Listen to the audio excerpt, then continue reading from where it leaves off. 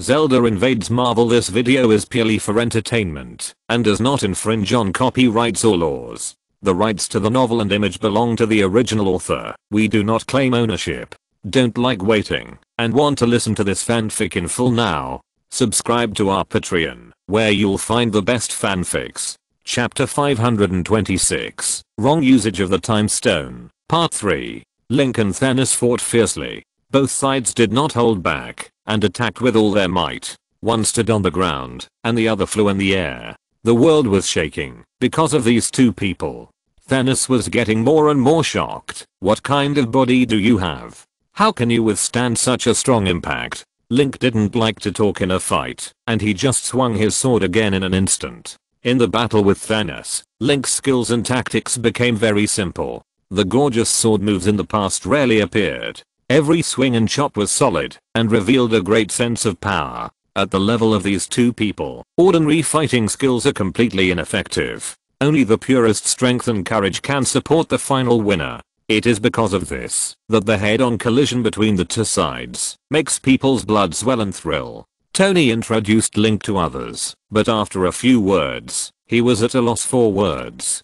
Because he didn't know Link very well, he only knew that Link was very strong and could defeat Ganon.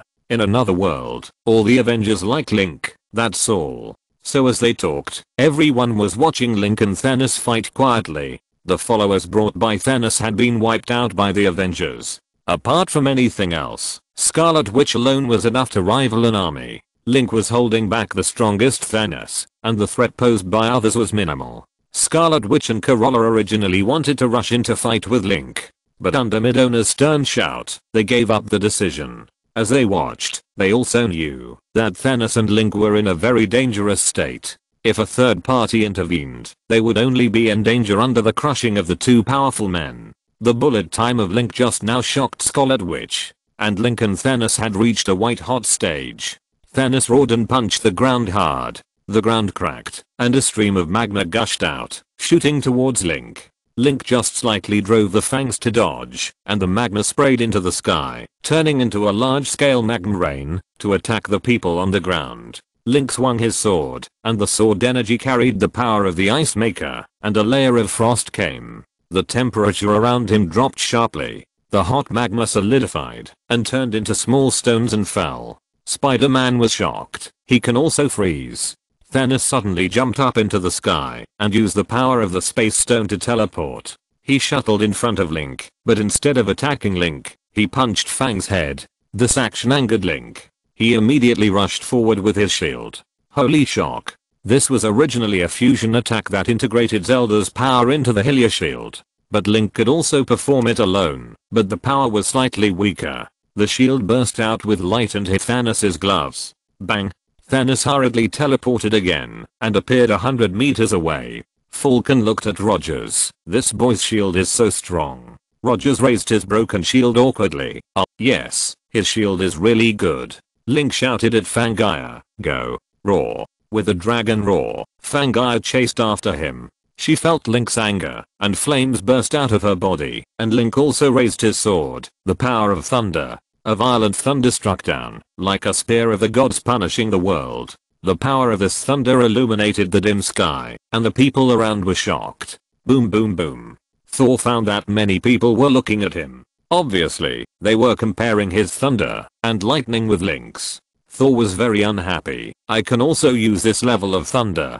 Of course, I have only succeeded twice. One time was to fight Hela, and the other time was to fight Thanos. Link was worried that Fangaia would be in danger in this fierce battle. He directly made Fangaia shrink and hide behind his hair. He spread his brilliant wings and flew into the air. Falcon opened his mouth wide. What beautiful wings. Bucky, the Winter Soldier beside him, nodded and said, yes, they are better looking than yours. Falcon glared at Bucky. Seeing that Link had so many moves, Thanos immediately used the power of the Reality Stone to create many phantoms of himself surrounding Link. Others could not tell where Thanos' real body was. A circle of Thanos shouted loudly, Link, your sword has no eyes and has become a blind lion. You know, he suddenly shouted, that's real.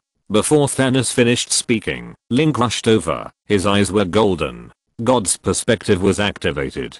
His will checked the element of the world around him and immediately knew where Thanos' real body was. He immediately swung his sword and stabbed it like a wild goose flying south. Thanos was shocked. I can't fool you with the reality stone. Link and Midona were very calm. Midona said disdainfully, "Humph, we are tired of playing with the reality stone. You want to fool us with it?" Thanos took a deep breath, raised his arm, and the time stone was activated. Strange cried out, "Be careful." Thanos' time ray hit Link. Link turned into a child with messy hair, which was particularly cute. Everyone was shocked. Spider-Man, Scarlet Witch, Tony and others hurriedly shouted, "Run." They ran to rescue little Link in panic. But Thanos was much faster than them. Natasha said anxiously, "No." Thanos made Link smaller. "This is bad, eh?" Thanos said angrily, "I don't want to kill a child, but I will never let you go." With a punch, Thanos killed him directly. The sense of danger Link brought to him was too strong. Even if he was a child, he just wanted to get rid of him as soon as possible. Midona was surprised. She was about to taunt Thanos, but suddenly she found that little Link was pretending to be terrified. He was so cute. Midona and Link had such a good relationship, so she quickly understood Link's intention and immediately shouted, "Link, you are too young. You can't beat Thanos." Link glared at Midona. What a poor acting. Thanos punched, and Link smiled. Shield counterattack. Snap. Thanos' face was numb. He used all his strength, so all the strength was fed back to him. He flew backwards again and again. Everyone was dumbfounded. Little Link was crying tenderly, holding the Master Sword and Hylia shield, and he was childish, but he rushed forward abnormally quickly. The sword light he swung was no worse than normal. Dr. Hulk was so scared that the air in his abdomen was sucked out. Baby Link is so strong. Everyone looked at each other with a blank look on their faces. It's unclear why the battle has progressed to this point. Thanos was beaten away by a child. Welcome to Vote and subscribe to support genuine works. Chapter 527 Link puts on the Infinity Gauntlet. 4th update. When Thanos was knocked away by little Link, he finally realized what a frustrating battle he had gone through. All his men died, and he was fighting with a little kid and was knocked away by the kid. Knocked away. Thanos felt deeply that his self-esteem was hurt, so he used the power of the Soul Stone to erase his memory just now. Well, it feels good. So Thanos stood up calmly and saw a cat-eyed kid with messy hair rushing towards him quickly. The Mind Stone is activated. Thanos immediately activated the Mind Stone, intending to disintegrate Link's will and let Link simply use him. After all, Thanos also has to save face, and if he continues to fight, he will lose face. As soon as he activated the power of the Mind Stone, he heard Vision's annoyed voice. "You are not allowed to use my power." He will use it. Thanos ignored Vision's protest and forcibly activated the Mind Stone, intending to corrode Link's heart. Hawkeye's heart jumped, and everyone became nervous again. Once Thanos controls Link's heart, that's like two strong men joining hands, and the whole world will cry. The golden power was injected into Link's body. Thanos chuckled and said, "Link, you sit for me." Swish. The answer was still the bright sword. Little Link's Master Sword stabbed. He directly used the stab, the simple and unpretentious basic move given to him by the skeleton swordsman, and immediately revealed an unimaginable murderous aura. "You are not controlled by me." Thanos blocked with the Infinity Gauntlet in a hurry. Swish. And Link's sword, even the Infinity Gauntlet was cut open, and there was a puff inside, and blood gushed out. That is, Thanos used the power of the Space Stone to restrain Link's sword. Otherwise, his entire arm would have to be removed by Link. Hawkeye was fascinated. He hugged his arm and nodded coldly. "Not bad. Let's see what other abilities Link has." Under the dual effects of the Time Stone and the Space Stone, Thanos escaped from Link's violent battle attack, suspended in the air, because he finally realized that once Link approaches Link's endless and terrifying swordsmanship, Thanos can only be defeated. He distanced himself from Link, immediately absorbed the ruins on the ground, solidified into meteorites one by one, and attacked Link from a distance. And Link actually made his body bigger again. Although he took out the thunder bow calmly, Hawkeye finally couldn't sit still. He actually wants to use a bow and arrow. Tony was also puzzled. What kind of bow and arrow does this kid use? Come on, help Link get an RPG. Bang bang bang bang. Thunder bombardment. Link shot a sky full of lightning arrows, bombarding the incoming meteorites. The meteorites shattered one after another. Link flapped his wings and flew into the sky, pulled the bow to its full length, and shot an arrow at Thanos. Good. Hawkeye shouted. Just by looking at Link's bowstring posture, Hawkeye knew that Link was a good bowman. This boy's bow skills should be only slightly weaker than mine. This was a very high evaluation for Hawkeye. Thanos quickly dodged, but something unexpected happened to Thanos and Hawkeye. The lightning arrow chased Thanos away. Navi snorted. You want to run after being locked by me? Scarlet Witch asked Hawkeye curiously. Can your bow and arrow also turn? Hawkeye. Damn. How did this boy do it? From the beginning of the war with Thanos to now, Link has shown many skills that are dazzling. The use of the shield made Roger sluggish, the lightning made Thor stare, and the bow and arrow made Hawkeye shocked. There are also some strange and weird functions. This caused everyone to look at Link differently, especially the Avengers who came from Link's timeline. They finally understood it now. Why can the appearance of a young man prevent so many tragedies from happening? Why do those regrettable stories always come to an abrupt end in the timeline with Link? Thanos resisted the power of the lightning arrow. He was shining with lightning and stared at Link furiously. He no longer tried to attack. Instead, he accumulated the power of the Infinity Gauntlet. Navi immediately said, Thanos is ready for the final confrontation. Get ready, Link. Link nodded. The last time he fought Thanos, Thanos only had 2 gems. Link could rely on the power of the 4 beasts and Zelda. This time, he faced Thanos with all the gems. But Link was without the company of the 4 beasts and Zelda. Link only had himself and the help of 3 friends, Fang, Navi and Madonna. The difficulty increased too much, and this was also a very difficult test for Link. If he failed, he would die in this different world without Zelda, Mipha, Yingji and his fellow Avengers. This was a dangerous and tragic battle far away from home. But Link always kept his heart calm, because he has been waiting for this battle for too long. Almost from the moment he crossed over to the cell where Tony was imprisoned, Link knew that he would definitely meet Thanos, who had collected all 6 gems in the future. He had been waiting for this battle for a long time. He had simulated it many times in his mind. What was coming would come. He looked back and saw Tony lying dejectedly on the ruins, with Pepper Potts and Spider-Man beside him. This is the final battle. Thanos took a deep breath and stared at Link. You are hindering the arrival of a new world. Stubborn, ignorant, and selfish. You want to be a narrow-minded hero. And I will show you what true justice is. Judge this world. Thanos swung his fist, and the power of the 6 infinity gems vibrated out. Even Thanos himself trembled, unable to withstand such violent power. A colorful beam of light hit, and a buzzing sound rang out. Those Avengers who were beaten to ashes by the snap of fingers were shaking uncontrollably. Spider-Man fell in front of Tony uncontrollably, muttering, "It's coming. I don't want this." The same was true for others. Link's eyes were calm, and the colorful light rushed over in an instant.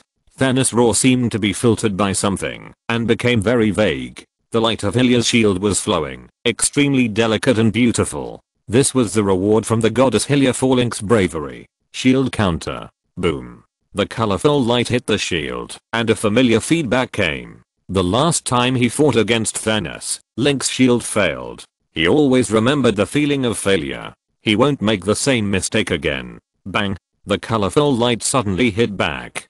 Thanos opened his eyes wide, and before he could react, the colorful light hit his infinity gauntlet. His arm broke on the spot, and 1/3 of Thanos' body disappeared. The broken infinity gauntlet spun and rose. Yer flew away quickly, and returned with it in his arms. Link put the infinity gauntlet on his hand. Welcome to vote and subscribe to support genuine works. Thank you ZooNN for your support of 1000 starting coins. Chapter 528. It's your turn. Thanos turns to ash. 5th update. Uncontrolled power will always backfire on its master. Because of his disadvantage, Thanos decided to use all the power of the Infinity Gauntlet to fight Link. Thanos certainly launched his strongest attack, but even he couldn't take it, so once Link successfully countered, he was doomed to have a bad end. Thanos was countered by Link's shield, and 1/3 of his body was destroyed. As a titan, Thanos' vitality is even comparable to Thor. Even with such a serious injury, he barely survived. He tried hard to breathe, and half of his body was unbearably cold. Thanos felt that he was covered in coldness inside and out. Link came to the dying Thanos, and he carefully put on the gauntlet. The 5 infinity stones on this broken metal gauntlet still emitted a bright light. Vision's lively voice came from it. "Link, I'm fine. We succeeded. You are so awesome." Link looked around and found that everyone was looking at Thanos lying on the ground. Their eyes were full of anger and hatred, and almost no one sympathized with Thanos' miserable condition. Even Gamora and Nebula, who was successfully rescued, were the same. Midona said, "This guy likes to talk about judgment and fate. Then you should let him accept judgment and fate quickly." Link nodded, and he used the power of the Infinity Gauntlet to snap his fingers. This action made everyone nervous, because the whole world was in Link's hands. Thanos opened his mouth quickly. He wanted to say something, but his voice was so small that it could not be heard, and Link himself was too lazy to listen to what Thanos wanted to say. Vision hurriedly said, "Link, you want to snap your fingers? Can your body bear it?" Link smiled. "No problem." Click. The fingers snapped, or thunder fell from the sky, like a crack covered in dark clouds. The dark clouds dispersed, and the bright sun appeared.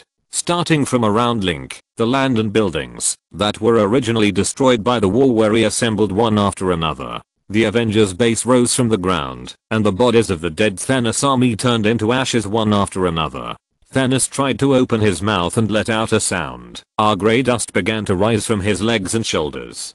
Thanos was trying to resist turning into ash. Just like Spider-Man 5 years ago, Thanos' will was strong, so he persisted longer than Spider-Man. But this hopeless persistence would only bring him more pain. In the end, Thanos slowly turned into ash. A gust of wind blew, and Thanos completely disappeared from this world. Uh-oh. The call suddenly sounded like a tide. Link seemed to be in a sea of flowers and waves, and everyone's joy and relief were almost tangible. For those who turned into ash before, these 5 years were just a moment for them. Although the span was 5 years, they actually experienced 2 tragic wars in a row, so they can finally relax for 2 days. And those who survived in their hearts have been suffering from pain and torture for the past 5 years, and the suffocating feeling of the earth like a doomsday wasteland is shrouded. Even Pepper and Tony, who have a beautiful family, have hardly slept a day of peace, let alone others. The final battle, a perfect ending. Friday reported to Tony, "Boss Stark, the abandoned buildings on Earth have been restored to their appearance 5 years ago." Link limped down, which scared the Avengers. Tony hurriedly asked, "Are you okay? Are you really injured? You have done enough for us." Link smiled and shook his head. Navi said, "Link is fine, but half of his body is numb." Thor smiled in surprise. "Half of the body is numb? You know, even after Thanos snapped his fingers, half of his body was directly useless." Tony still scanned Link's body with concern. Friday reported again, "Boss Stark, Link's body is fine. HMM. What a kind voice." The voice of Vision came out again from the more broken Infinity Gauntlet in Link's hand. "Pa." The Infinity Gauntlet shattered into powder. The 6 Infinity Stones fell to the ground, but floated up again, spinning around Link, the speed getting faster and faster, and suddenly the light turned, and Vision appeared in front of Link again. "Yeah. My body is back." Vision jumped happily. "It feels weird to be a gem. I don't have hands or feet. I feel uncomfortable. Are you the Vision from another world?" Vision heard a trembling female voice. Turning around, he saw Wanda, the Scarlet Witch from this world. Because of Link and Ganon, the plot of Link's universe timeline has developed much faster, and events have occurred intensively. In fact, less than 2.5 years have passed since Link traveled to the present. However, Link and Zelda's appearance has not changed at all. So the Scarlet Witch that Vision sees is much more mature than the Scarlet Witch in her world. The Scarlet Witch's eyes were moist, and she looked at Vision's face carefully, trying to find traces of her lover on this lovely face. Vision smiled innocently. "Wanda. Hello. In our world, you are my best friend. We go to school together, eat together, go shopping together, and play with our phones together in bed.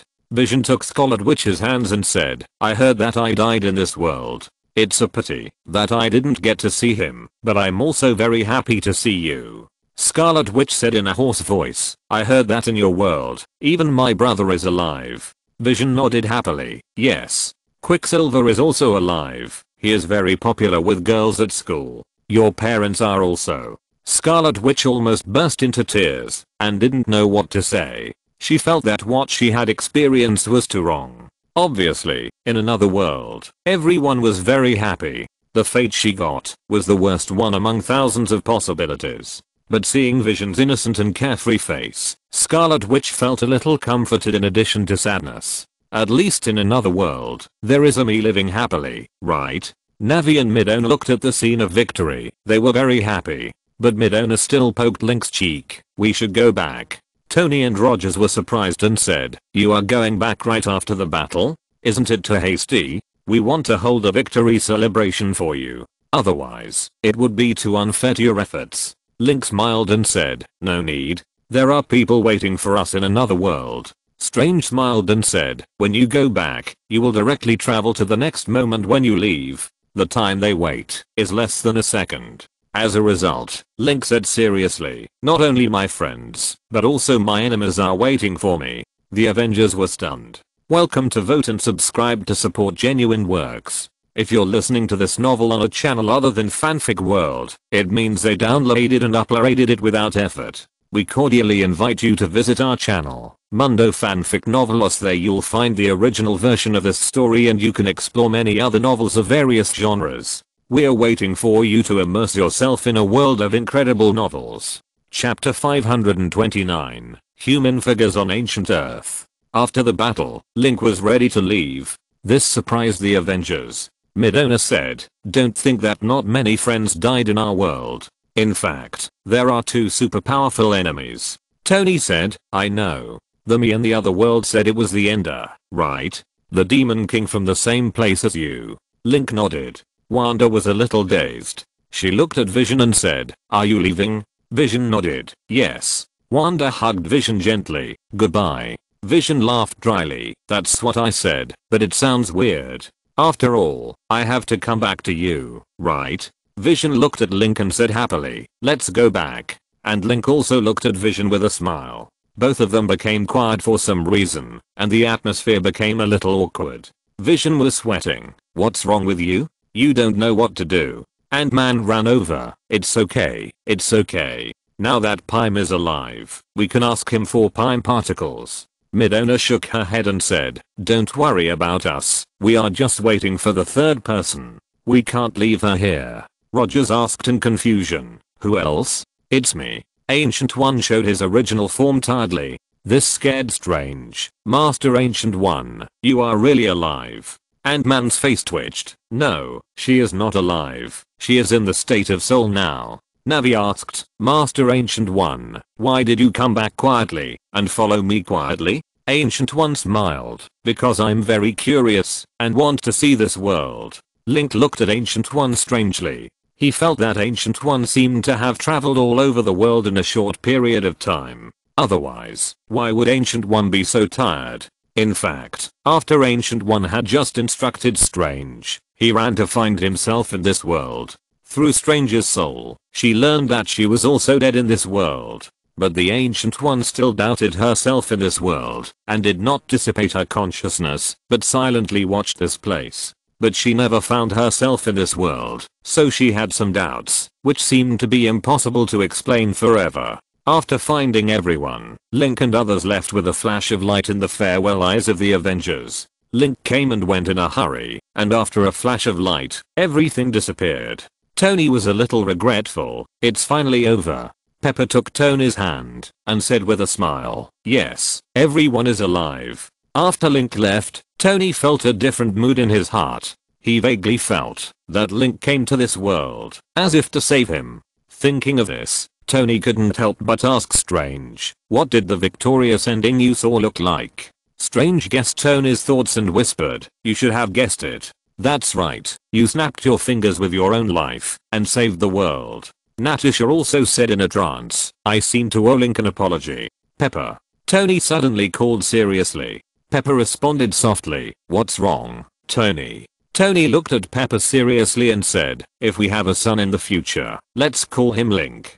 Pepper looked embarrassed. Huh? Tony is an American, and his ideas are different from Link's. If Link knew what Tony was thinking at this moment, he would definitely be so angry that he would turn back and beat Tony up. Link and Vision fell to the ground in an instant. Vision cheered, "We're home. Wanda, I'm here to see you." But she was soon stunned. Where is this? All he saw was a wild plain in front of him, and there was no Avengers base that Vision was familiar with.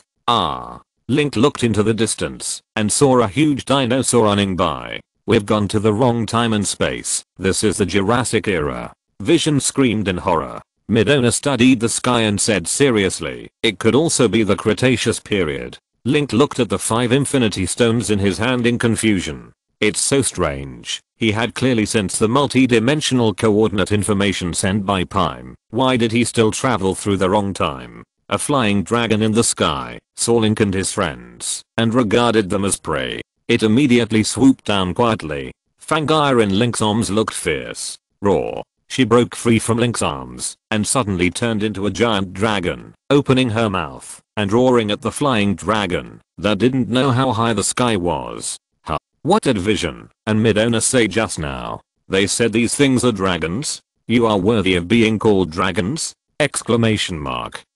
You are just low-level reptiles. Fangire roared without even using dragon breath. The flying dragon, deleted, aerial reptile was immediately frightened by the blood suppression of Oolong. It fell to the ground with a puff. Midona said sullenly, "So domineering." Fangire shrank back into Link's arms with satisfaction. Vision said, "This place is so weird." Ancient One also frowned and looked around. "Link, try again. There seems to be something abnormal here." Link crossed again, and light appeared on their bodies. Crack. They were in the space tunnel again, and the next second, they were on solid land again. This was a dense primeval forest. Link only took a breath of the high oxygen air here, and he knew that the environment here was unusual. There was a rustling sound in the jungle. A big spider-like monster suddenly jumped out and grabbed Link with its fangs and claws. Yair opened her mouth wide. She was frightened by this terrifying monster. Link casually reached out and stabbed it to death with a sword. Nori said angrily, "What world is this? Did we cross over to the wrong planet again and run to another planet?" Ancient One said in a deep voice, "No, we are still on Earth, but it is the ancient Earth." Pete period. Link frowned and tried to cross again. It was strange. He failed to cross twice in a row, first to the dinosaur era and then to the giant insect era. Each time was older than the last. It seemed that there was an inexplicable force pushing him to a deep prehistoric world. Guyi looked at Link and said, "Try it again." Crack. Link took a deep breath and crossed over again, and the light suddenly rose. When he stepped on solid ground for the 3rd time, Link suddenly found that the air around him was not even suitable for human breathing. Midona coughed and said, "Where is this place? The air here smells weird." Guyi looked at the dim sun and said puzzledly, "If I'm not mistaken, we have come to an even more ancient Earth. The Cambrian period." Navi suddenly said, "There is a figure there." Link turned around in a hurry. The Cambrian period was an era when life had just been born. Life was lurking in the ocean. There were no humans or even insects on land. This figure must be related to the abnormal situation of Link's 3 consecutive crossings. Welcome to Vote and subscribe to support genuine works. Chapter 530 Genetic Mutation. Link turned around and saw a dark figure, only a vague outline, standing strangely on the desolate enemy. This is the Earth in the super ancient times. Not to mention the Earth. Even Asgard has no records of events so long ago. Link can feel that the figure seems to be looking at him. At this time, the figure suddenly said, "Stranger, who asked you to change this world that does not belong to you?" Link was shocked because the figure spoke clear Hylian language. Faye noticed that Link's body was tense and immediately made a sword chant. The Master Sword was slightly glowing, ready to fight with Link. Nori shouted, "Who are you? You led us to this strange place, right?" The figure did not answer Nori's words, but a distant voice came from the figure, saying, "Those who are good at changing fate will be punished by fate." Then the figure quickly expanded and gradually covered the entire land. looking down from above, like a demon. On the super ancient earth, a power that does not belong to the Sierra bloomed. Ancient One wondered, I can't even see what kind of life this figure is? Link calmly raised his sword and stepped forward. Since this strange figure has already released hostility, then things will be easy. Let's have a fight. After the figure became huge, a narrow black shadow like a knife appeared in his hand. He slashed at Link. Ancient One's pupils shrank immediately. Wait. Link, get out of the way. You can't resist this kind of power. Ancient One immediately felt an extremely terrifying power from the attack of this strange figure. Even she felt a sense of fear from the bottom of her heart. The figure swung down, and his posture was very stiff, just like a robot. This stiffness was indescribably weird, and the space was broken apart along the trajectory of the swing. Link had never met such a strange opponent before, and he didn't even know the energy attributes of the opponent. But since he dared to attack him, Link would naturally fight back with all his strength. The figure swung the blade down, and Link raised his shield to meet it. He did this without thinking. Anyway, when in doubt, he would use his shield to counter. This was his battle principle. He countered. But Link's heart tightened soon, because he knew that his shield counter missed. Link quickly used bullet time to dodge. The blade of the figure cut into the ground, and a turbid space vortex was formed wherever it passed. It was like a pool of mercury-like liquid being stirred by a stick. Link did not hold back and directly summoned 4 clones. The 5 sword blades touched each other, and immediately the power of the 5 links gathered in the center, forming a rapidly expanding energy vortex. Named after Princess Hylia, Divine Light Strike. Divine Light Strike shot out. The blade of the figure directly chopped the space into disorder, and the Divine Light Strike was not to be outdone. After flying out, there was a torn space crack. Bang! Divine Light Strike bombarded the chest of the huge figure. It penetrated immediately, leaving a little hollow wound at the heart of the figure. Link attacked with all his strength, and it worked. The figure's body stopped in the air and made a strange buzzing sound, as if there was an out-of-control engine hidden in his body. But soon, the wounds caused by the Divine Light attack were quickly covered by shadows again. The figure came with big strides. Whoosh! Link flapped his wings and jumped up, wielding the sword. As soon as the sword touched the figure's body, it flickered twice and suddenly disappeared. Vision also looked up, and a beam of light shot out from his forehead.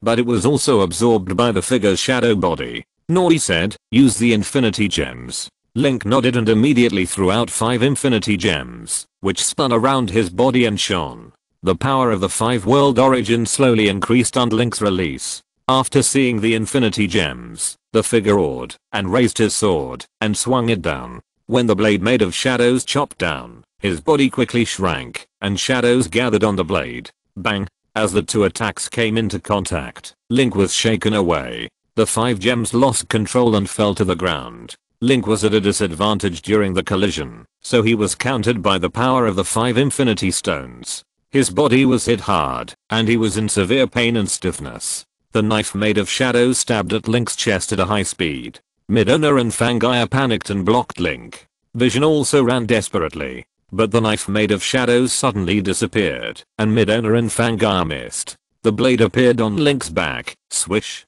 It pierced Link's heart. Midona screamed, Link.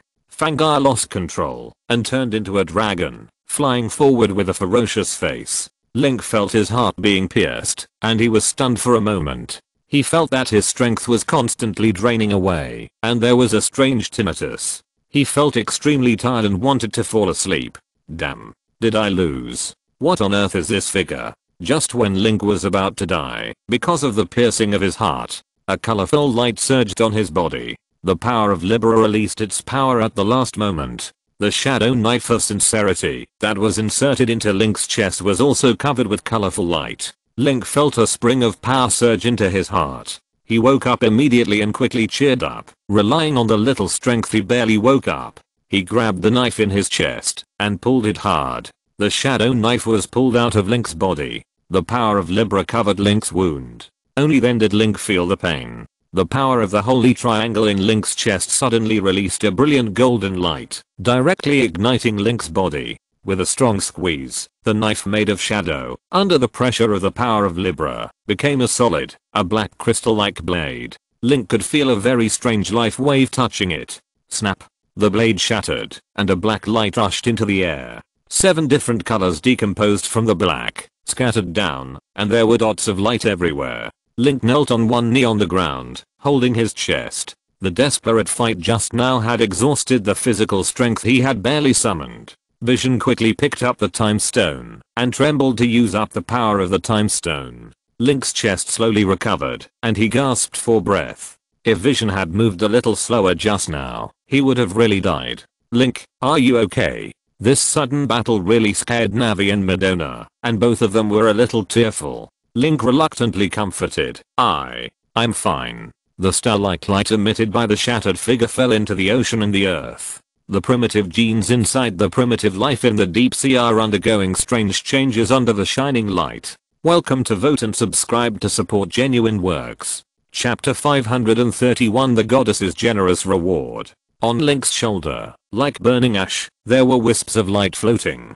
Navi noticed something, and immediately shouted nervously and happily, "It's Goddess Hylia. You saved Link, right?" "Thank you." Goddess Hylia appeared behind Link. She was wearing a white robe, and the 2 wings behind her were broken, because of Link and the 4 heroes respectively. Her long hair moved without wind. Vision was surprised and said, "It's Goddess Hylia. I didn't expect that." In addition to Master Ancient One, Goddess Hylia also followed quietly. She thought of something in her heart, and immediately smiled innocently. Goddess Hylia must be worried about Link, so she followed in person. Goddess Hylia just loves Link. Navi explained, "This is not the real body of Goddess Hylia, but the will of the goddess on Link's wrist." Madonna also hurriedly asked, "Goddess, what on earth is a shadow that attacked Link just now? Why did he bring us to such a distant era, and why did he attack us?" The goddess lowered her eyes and her expression was very peaceful. Surrounded by the harsh natural environment of the Cambrian period, ordinary people can't survive here for more than 30 minutes. There is no life here, and the atmosphere is full of killing. This is the beginning of life, but it seems closer to the end of the world. After the appearance of Goddess Hylia, even this doomsday scene has become softer. Everyone is very nervous, because they are in a distant super ancient era, coupled with the attack of unknown objects, and Link almost died. When Goddess Hylia appeared, everyone's surprised hearts calmed down. Goddess Hylia's voice came softly and ethereally, like a chant. She used the ancient Hylia language, but both Vision and Ancient One still paused to understand what Goddess Hylia said. Between the endless space and time, there live mysterious and unknown super-dimensional creatures. They are like gods, like demons, and more like a strange law of self-generated will. They hinder the communication between different timelines and hunt everything that travels between them. You just happen to be detected by this super-dimensional. Madonna sighed. It seems that our luck is quite bad. Link barely stood up and looked at the Goddess Hylia. The goddess then smiled. "Link, how do you feel?" Link shook his head speechlessly. Once the goddess talked to Link, her tone revealed more emotions. She said softly, "This may all be a destined arrangement. You and the super-dimensional creature fought on the original Earth. This battle will be like a lens that spreads light, magnified under the flow of time, and finally cause a series of changes." Navi asked on behalf of Link, "Is it a good thing or a bad thing?" Goddess Hylia shook her head and said, "Variables are not good or bad. You should go back quickly." Link's body released a faint light, and he was slightly surprised. Goddess Hylia whispered, "This is a reward for you." Link was even more confused. Goddess Hylia smiled slightly. "You killed the super-dimensional creatures, and a large amount of energy from the super-dimensional creatures was spread on this young planet. And a small part of it was detained by me." In Link's chest, in the triangle of power, light accumulated bit by bit, and finally turned into a large number of mission certificates to fill it. Currently, Link's mission certificates have reached more than 20 pieces, and are about to be filled. Goddess Hylia said, "The sacred triangle is about to be filled. Stronger light will bring stronger darkness. Be prepared." Link nodded. Crack. The 4th time of crossing. Vision covered her eyes nervously. She was afraid that she would cross to an even more ancient Earth. She murmured nervously, "I don't want to cross to that Earth full of magma." Soon, the voice of Quicksilver came. "Link, Vision, you are back." "Vision, what are you mumbling?" Vision opened his eyes. Zelda had already run over and pulled Link's hand because she found that Link's face was not normal. Everyone was waiting for Link and the others. The Avengers Hall was full of people. Thor was eating a banana out of boredom, but somehow he started arguing with Loki again, because of the food. Strange saw the Ancient One and was surprised. Link, how did you bring back the Ancient One from another world? Why is the Ancient One from another world also a ghost? The Ancient One said, it's not a ghost, it's the will of a soul that transcends life. And, I belong to this world. Venom said, you scared me, I thought you and the symbiote in my body were smuggled here. Tony smiled and said, how was it? What happened to you in that world? Midona reluctantly said, nothing happened, but Link beat up Thanos again. The Thanos over there was more arrogant and was beaten more severely by Link. After hearing this, Loki smiled brightly and said, well done. This bastard dared to kill me, this is his price. Natasha keenly noticed that the faces of the people who came back were very abnormal, so she asked carefully, you should have encountered something else, right? What happened? So Nori told everyone about the battle on Earth in the super ancient times.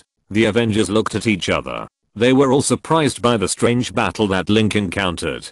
Banner smiled and said, did you meet a super dimensional life in the Cambrian period and have a fight with him? Navi said worriedly. Goddess Hylia also said that this battle will definitely have a profound impact on the Earth. Tony touched his chin and said, you killed a super dimensional life. A small part of his life energy was made by the goddess into a gift to Link, and the other large part was scattered on the surface of the Earth. What will happen? Banner thought for a while and said, the energy should have been absorbed by the primitive marine life at that time. As for the super dimensional power, Tony joked, maybe it was because of the absorption of the energy of that super dimensional creature that led to the Cambrian explosion of life. Did Link promote the development of life on Earth? Then you have made an unprecedented great contribution. The people on Earth should build a monument for you that is high enough to touch the moon. Natasha was stunned and said nervously, Coulson must not hear about this. That guy has been running Link's fan website and has almost gone crazy recently.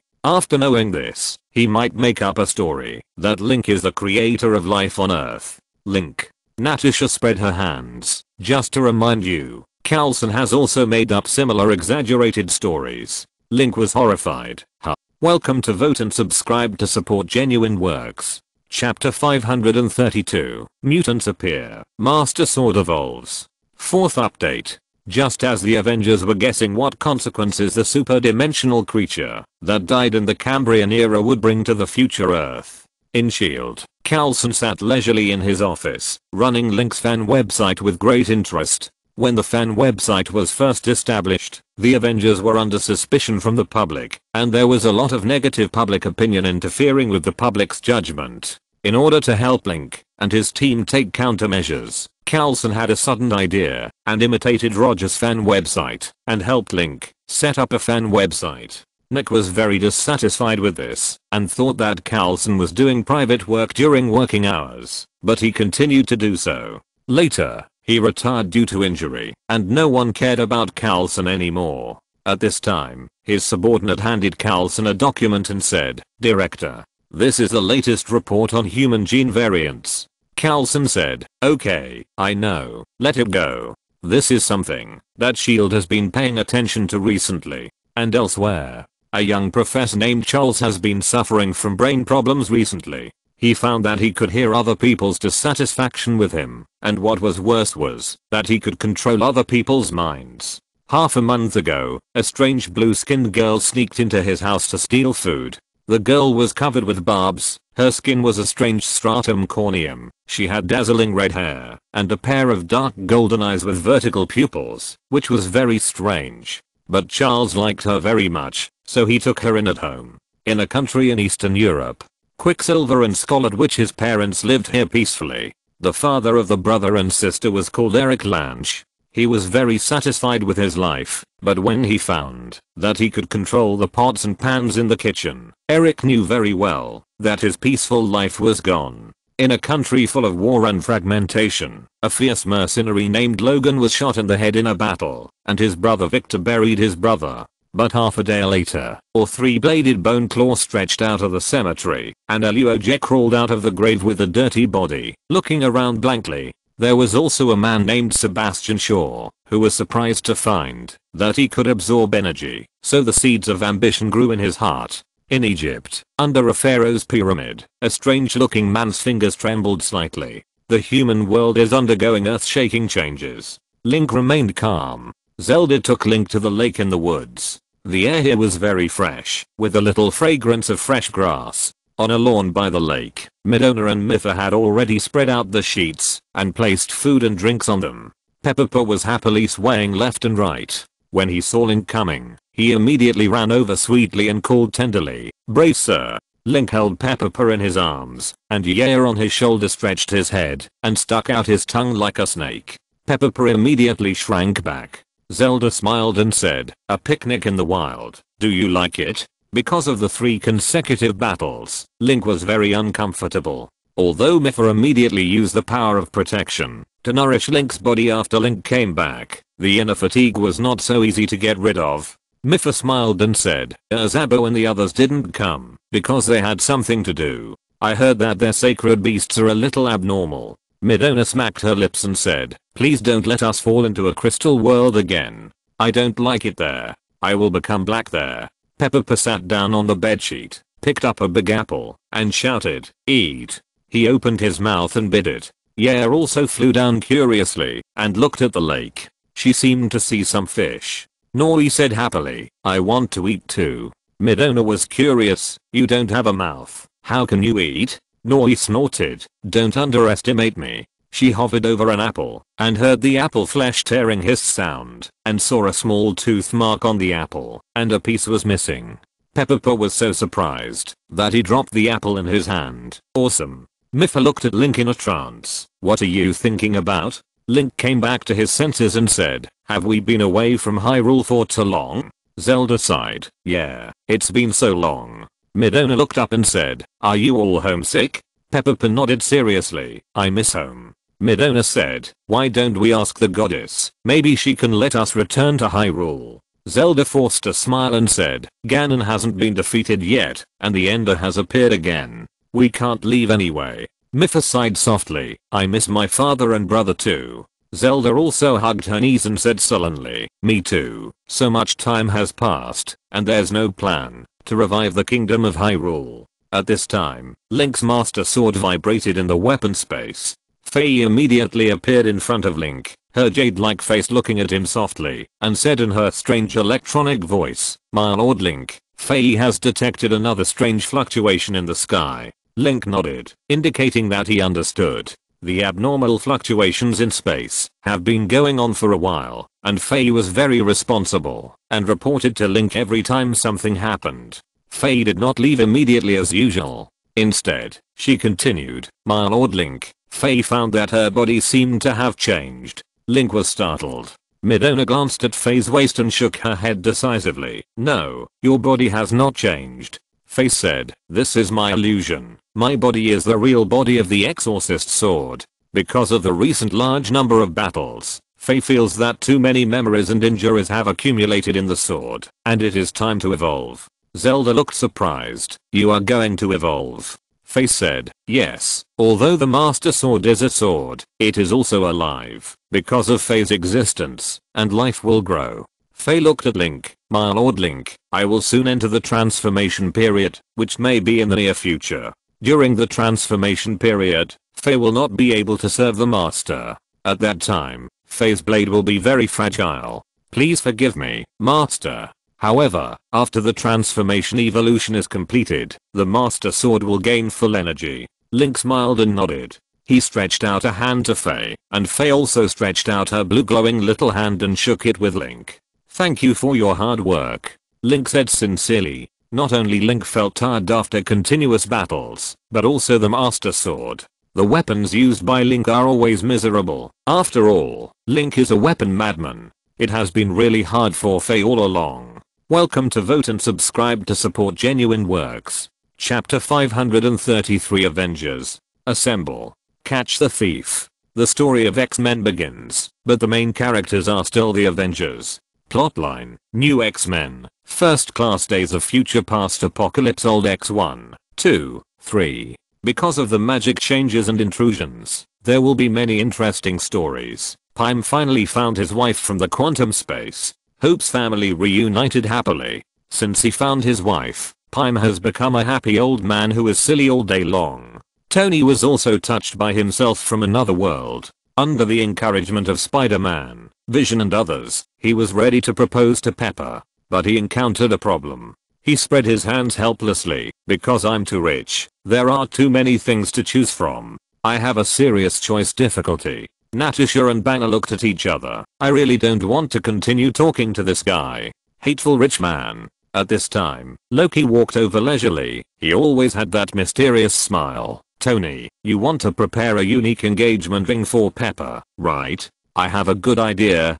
Tony's eyes lit up. Really? Tell me about it. Loki smiled and said, the essence of the ring lies in the gems inlaid on it, and the most precious gems in the world are of course the infinity gems. You can inlay an infinity gem on the engagement ring and give it to Pepper. For example, the power gem or something like that. At this time, Link, Zelda, and Mipha came back from strolling outside, and Zelda's hair was a little messy. Midona heard Loki's suggestion and said with interest, use the infinity gem as an engagement ring. Not bad. I suggest using the soul gem, which is more symbolic. Tony was a little moved. Yes, an engagement ring made of infinity gems is definitely unique in the world. Although the infinity gems do not belong to Tony, but are kept by the Avengers. But if Tony forces one, Rogers and the others will not refuse to give it to him. But Natasha analyzed it and came to a bad conclusion. Pepper is just an ordinary person. After she wears the ring made of infinity gems, her body will definitely be disturbed by the infinity gems, which may cause serious consequences. When Navi heard it, she immediately said, yes, I feel that Midona seems to be affected by the reality gems. She always has inexplicable sneers and talks to herself. Midona glared at Navi. Really? Link laughed dryly. The power of the reality gems is unlikely to interfere with Midona. It's just that Midona herself has a weird personality. Natasha continued. Not only that, we in the Alliance are now worried about the storage of the gems. It is definitely not a good thing that all 6 gems are concentrated on the Earth.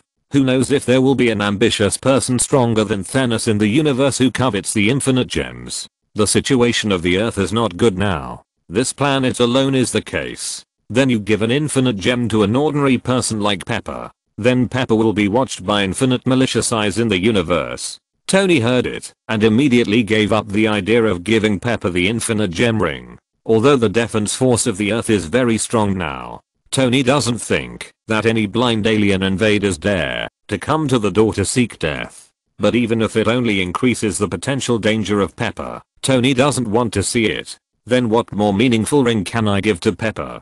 Banner spread his hands and said, Tony, you are such a person. How can you have no opinion on this issue? Tony said helplessly, actually, I'm very bad at giving gifts to women. Link and Zelda looked at each other and both smiled helplessly. Indeed, in addition to being very unsatisfactory about food, Tony is also not very good at giving gifts to women. The last gift he gave to Pepper was a super big ugly doll, the one in Avengers 3. Zelda's mind was transformed into the will dominated by the Twilight Princess. She smiled lightly and said, Tony, there are many precious treasures in my palace. There is a 3,000-year-old gold ring, which was left by the sage. Maybe it can be used as an engagement ring for Pepper. Tony shook his head. A treasure from the Hyrule royal family? Thank you, but forget it. I'm not interested in those treasures with a long history. Otherwise, I will just buy treasures from the classical European period. Link also helped Tony think about it, and suddenly his eyes lit up. He immediately asked Navi for help and said, Tony, Link has thought of a great thing. Tony was happy. Link, your idea? Tell me quickly. Navi said happily. When Link fought the rock giant before, didn't a huge diamond explode? You can carve it into a pure diamond ring for Pepper. Tony's eyes lit up. That's right. I like this idea. Jarvis, send someone to help me move that giant diamond here. I want to personally carve a unique engagement ring made of one piece of diamond for Pepper. As a result, Jarvis said calmly, Mr. Tony, the giant diamond placed in the lobby of Stark Group has been stolen. Tony was shocked. What? I asked Happy to send someone to guard it. It was in my Stark Industries technology company. Such a big diamond, 2 meters in diameter. How could someone steal it? Jarvis said honestly, but the thing is indeed lost. Tony's face turned green on the spot, and he apologized to Link with a straight face. I'm sorry, my people didn't guard your things well. Link smiled and shook his head. If he hadn't told him, he would have forgotten about the giant diamond long ago. But Tony was still indignant. I want to see which little thief dares to steal Link's things on my territory. Isn't this a slap in my face? Midona was also so angry that her face puffed up. Stealing Link's treasure is stealing my treasure. Avengers, assemble. Catch the little thief. Yeah, haha. Welcome to Vote and subscribe to support genuine works. Chapter 534 Avengers. You are surrounded by 3 of us. Happy. Link's big diamond is lost, and you didn't even tell me. How did you get such a big diamond? Happy was frightened when he received Tony's angry call. Oh no. His diamond loss was exposed. Link is coming to trouble him. Happy said wrongly, I don't know how I lost the gem. Maybe it was a superpower. I can't do anything. Tony said, I want to see which little thief dares to steal my little brother's treasure. Link raised his eyebrows. Little brother? Hey. Dare to steal your things just to make things difficult for me. I don't believe that anyone can hide a 2-meter diameter diamond on the earth without me finding it. Tony was furious and immediately took action. Link and others didn't think much of it. The last time Link used money was when he bought toys for Peppa. At this time, Roger's voice came from the Avengers base. A woman fainted near our base. Tony asked in confusion. Fainted in the base? Could she be a spy from some strange organization? Although the Avengers had a good relationship with the World Security Committee and had no major conflicts internationally, the gathering of this group of people with special abilities still attracted a lot of suspicious eyes, so spies were often found to spy on intelligence. These people were generally spotted by Natasha, who was good at analyzing enemy situations and reconnaissance. More often, the Avengers also turned a blind eye because the main enemies of the Avengers were still enemies from alien planets. There were no weapons on Earth that could keep them alert. The woman who fainted near the Avengers base was found by Falcon. He was trying out the new armor that Tony had developed for him. Because Tony injured Falcon, he was particularly good to Falcon recently. The new armor was considered as compensation. Falcon carried the woman back and saw that she was in tattered clothes with traces of burns. Falcon placed her in the medical room and the doctor woke her up. The unconscious woman had fair and delicate skin, and her hair was a little light blonde, which made her look very pretty. After waking up, she immediately screamed in fear, "Don't kill me. Don't kill me." Falcon comforted her. "This is the Avengers base. It's okay. You don't have to be afraid." The woman said in fear, "Avengers? Great." She hurriedly grabbed Falcon with both hands, but because she seemed to be too excited, Falcon felt that the blonde woman was particularly strong. Falcon's wrist even hurt a little, and he asked, "What did you encounter? Tell us. If there are bad guys, we Avengers will naturally not be bystanders." The blonde woman looked at Falcon in a trance, with a focused expression. Then her eyes recovered, and her emotions seemed to settle down in Falcon's words. She said, "My name is Emma. I'm being chased by a group of fierce robbers. They killed my boyfriend and chased me all the way here." Robbers? Falcon was shocked. New York was already in such a mess, and there were actually robbers blocking the road and killing people near the Avengers base. He immediately said, "Okay, leave this matter to me. You are safe here. There are the best doctors in the world to take care of you. I will investigate this matter now." At this time, Rogers also walked in. He said, "How is this girl?" Falcon said in confusion, "Her name is Emma. She said she was chased here by a group of robbers. Her boyfriend has been killed by the robbers." Roger's face darkened and said, "Damn it. Doctor, please take good care of this lady." Then he and Falcon hurried away. After the two Avengers left, Emma's face began to be shocked. She thought to herself, "Thanos? 6 infinite gems with superpowers?" A slightly sinister smile appeared on her face. The doctor said in a gentle voice, "Are you okay? Let me check your body." Emma smiled and said, "No need." The doctor smiled and said, "It's okay. It won't be too complicated, because the instrument here is only the size of a mobile phone. He put the instrument on the back of his hand and scanned Emma. Immediately, all the parameters of Emma's physical fitness appeared on the screen. Huh? Why is there less blood information? The doctor was stunned. He looked up and saw Emma looking straight at him. The doctor realized that there was almost no injury on Emma's body. She didn't look like she was being chased. Emma pinched the doctor's wrist, and the doctor asked in confusion, "What are you going to do?" Then he found that Emma's fingers were very hard, pinching his wrist painfully. It was as if Emma's fingers were steel. Emma's body quickly turned into a dazzling transparent color. A shining diamond woman appeared in front of the doctor. The doctor was shocked. "Someone come." Bang. Before the doctor could shout completely, Emma quickly pinched the doctor's neck, and he passed out. Emma put the doctor on the bed and walked out with the sound of something hard colliding under her feet. Natasha met Rogers on the way. "Where is the woman you saved?" Falcon said. "She is in the medical room." Natasha nodded. "I'll go and take a look."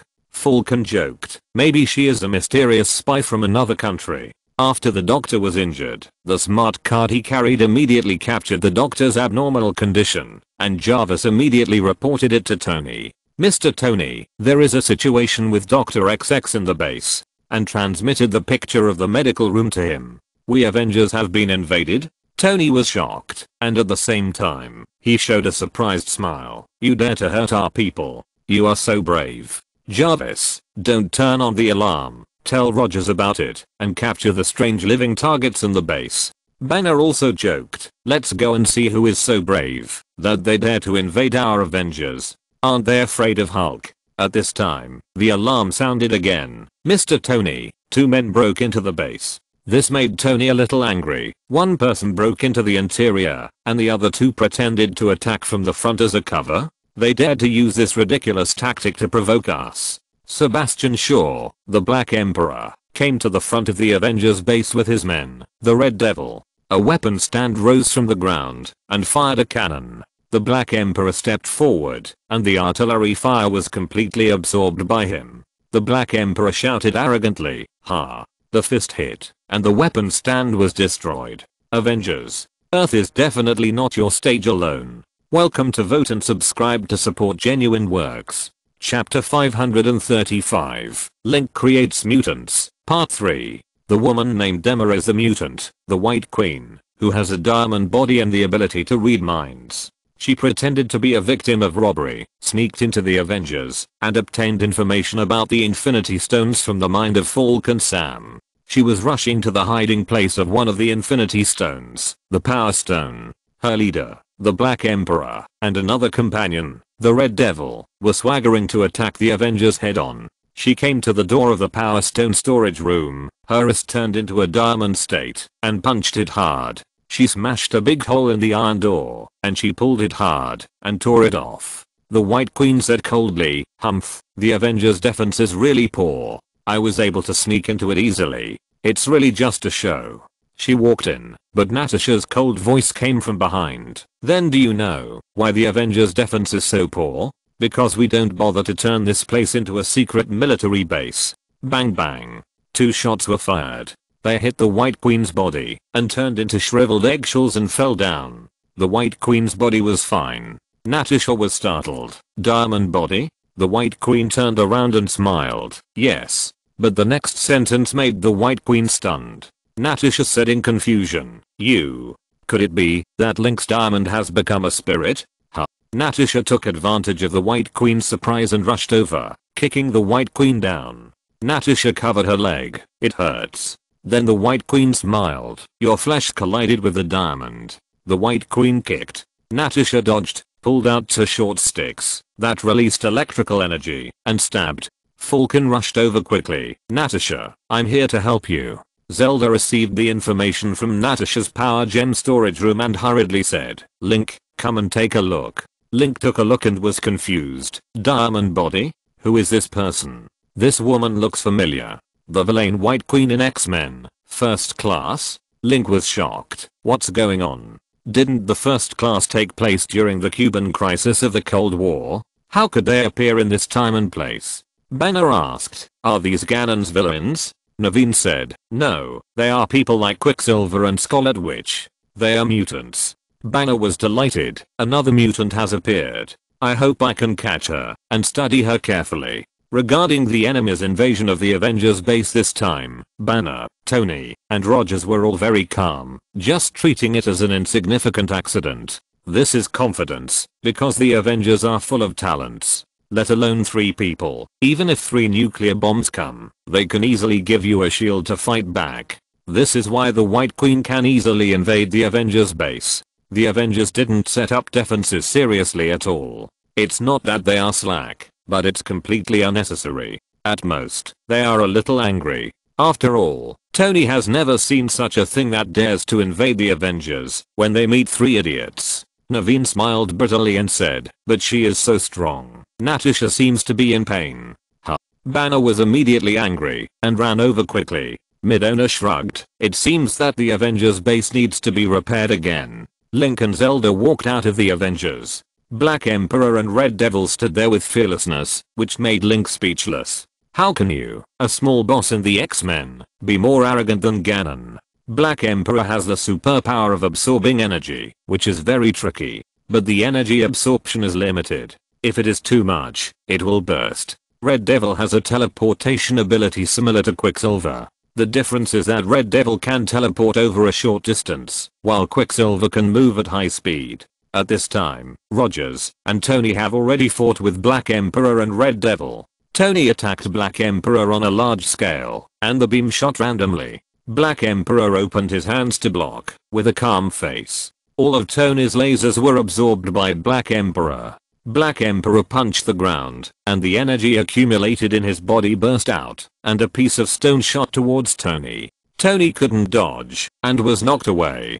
Captain America also fought with Red Devil. The Red Devil can travel through space, swaying back and forth in front of Rogers. He suddenly appeared behind Rogers, and kicked him out. Immediately, the 2 giants of the Avengers were at a disadvantage. Rogers wiped the blood from the corner of his mouth, and he wondered, where on earth can such a strong person come from? Link said coldly, this is related to the super-dimensional creature I killed 5 years ago. Link quickly guessed the reason for the appearance of mutants. It seems that the death of the super-dimensional creature, his energy decomposed on the surface of the earth, promoted the evolution of life and genetic reversal, and gave birth to mutants. In this case, will Wolverine and Magneto appear too? Link felt very strange, because Magneto is the father of Quicksilver and Scarlet Witch. Many things are messed up. Navi said, Tony, Rogers, leave these 2 men to Link. Rogers and Tony shouted at the same time, no, Link, don't interfere. I'll teach this guy a lesson. Tony and Rogers were really irritated by the Black Emperor and the Red Devil. 2 arrogant men appeared out of nowhere, provoking the Avengers in a nonsensical way. To deal with these 2 guys, does Link need to intervene? The Red Devil looked at Link with a grin. You are really famous. But now I know that you are actually just one of the mutants, but you awakened too early. From now on, you are no longer special. Rogers looked at the Red Devil provoking Link, and was immediately shocked. Your opponent is me. Don't provoke Link. Link immediately waved his hand and an arrow flew out.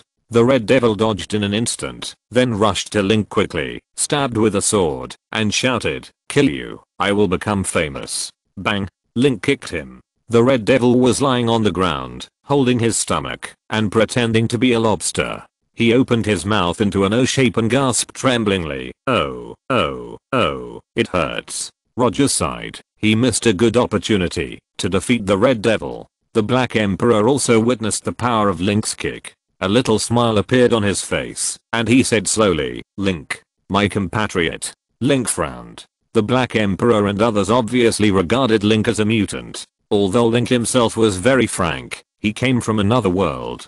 But sometimes, no one believes the truth. There are always different speculations about Link's life experience. The more common view is that Link, like Thor, is an alien from outer space. And the Black Emperor and others saw Link's strange long ears and various superpowers. They naturally regarded Link as a mutant. Welcome to Vote and subscribe to support genuine works. If you're listening to this novel on a channel other than Fanfic World, it means they downloaded and uploaded it without effort. we cordially invite you to visit our channel, Mundo Fanfic Novelos. There you'll find the original version of this story and you can explore many other novels of various genres. We're waiting for you to immerse yourself in a world of incredible novels. Chapter 536 Professor X comes to the door. Fourth update. Black Emperor said loudly, "Link, I know you are our compatriot, a superhuman with mutant genes like us. You were lonely before, but it's different now. You are no longer the only mutant in the world.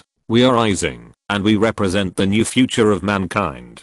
Please join our team and overthrow the order established by these ridiculous and incompetent old humans. From now on, we are the masters and they are the slaves. And you will become the king of mutants. Become the master of the earth." Link. Tony. Rogers. Tony was sweating coldly, and he said, "Where did this idiot come from? He wants to overthrow the whole world as soon as he opens his mouth." Rogers also looked at Black Emperor like an idiot. He thought this guy was too immature. Originally, Rogers thought that only weirdos like Thanos would talk about fate and sanctions. Now, a weirdo has appeared on the earth. He came to the Avengers base to fight and wanted to recruit Link in public. What kind of behavior is this? Have you ever seen the Red Flower Society, which is against the King Dynasty and restores the Ming Dynasty? Recruit the King Emperor. Navi said, "Who is a mutant like you?" "We are Hylians." Midona looked at the Black Emperor with interest. "This person is so strange. A bit like a power bank." Tony shouted, "Link, don't interfere. Let me deal with this person. You can't always fight while we just watch and exclaim and praise you. Leave this special guy to me." Link nodded, indicating that he had no intention of joining the battle. After all, the strength of this Black Emperor is just like that. There is no need for Link to intervene, and Tony also needs to save face by defeating the Black Emperor. The Black Emperor looked at Tony. "Tony Stark. Under this armor, you are just a weak ordinary person. What qualifications do you have to fight me?" Tony said coldly, "This is my qualification." He released pieces of armor all over his body, and countless bullet holes appeared and sprayed macro missiles, all aimed at the Black Emperor and positioned. These missiles left shuttle-shaped traces in the air and bombarded down. He rushed towards Black Emperor, who opened his arms and shouted, "Come on." Bang, bang, bang. Black Emperor's body turned red. After the smoke and dust, Tony opened his mouth wide because Black Emperor was still alive. He was still standing there in high spirits, looking at Tony excitedly. "Not bad power. Give it back to you." Black Emperor punched the ground hard, and a large crack appeared on the ground. Tony shouted, "Come on." Black Emperor stood still, and he shouted, "Come down and fight me. I can't fly." Tony. He deeply felt that the other party had a problem with his brain. Of course, this also let Tony know Black Emperor's weakness, and immediately turned on the flat artillery fierce bombardment mode.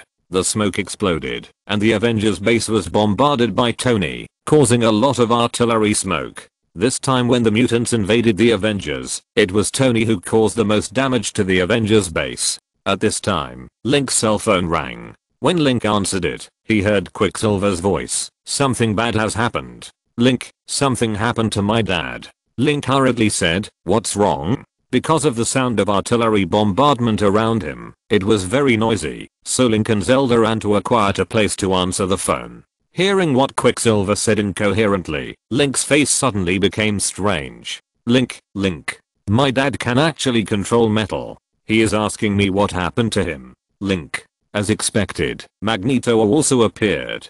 Quicksilver continued, "Link, you can also control metal. What is going on?" "My dad's ability to control metal has been known by the neighbors, and now he is very scared. It seems that his guess is not wrong. The super-dimensional creature that he killed in the Cambrian period really caused changes in the creatures on Earth. A large number of mutants began to awaken on Earth. S.H.I.E.L.D. had investigated this kind of thing before, but Link never expected that he would be the one who caused the mutants to appear. He comforted Quicksilver and said it was okay, and asked Quicksilver to contact S.H.I.E.L.D. and ask S.H.I.E.L.D. to provide protection for him. Tony output a lot, and he kept asking Jarvis to test the energy level that Black Emperor could withstand. Rogers glanced and shouted, "Tony, stop." Tony hurriedly said, "It's okay, I have enough energy, and I will kill this bastard sooner or later." Rogers, the enemy ran away under the cover of artillery fire. Tony was stunned and hurriedly stopped the artillery fire.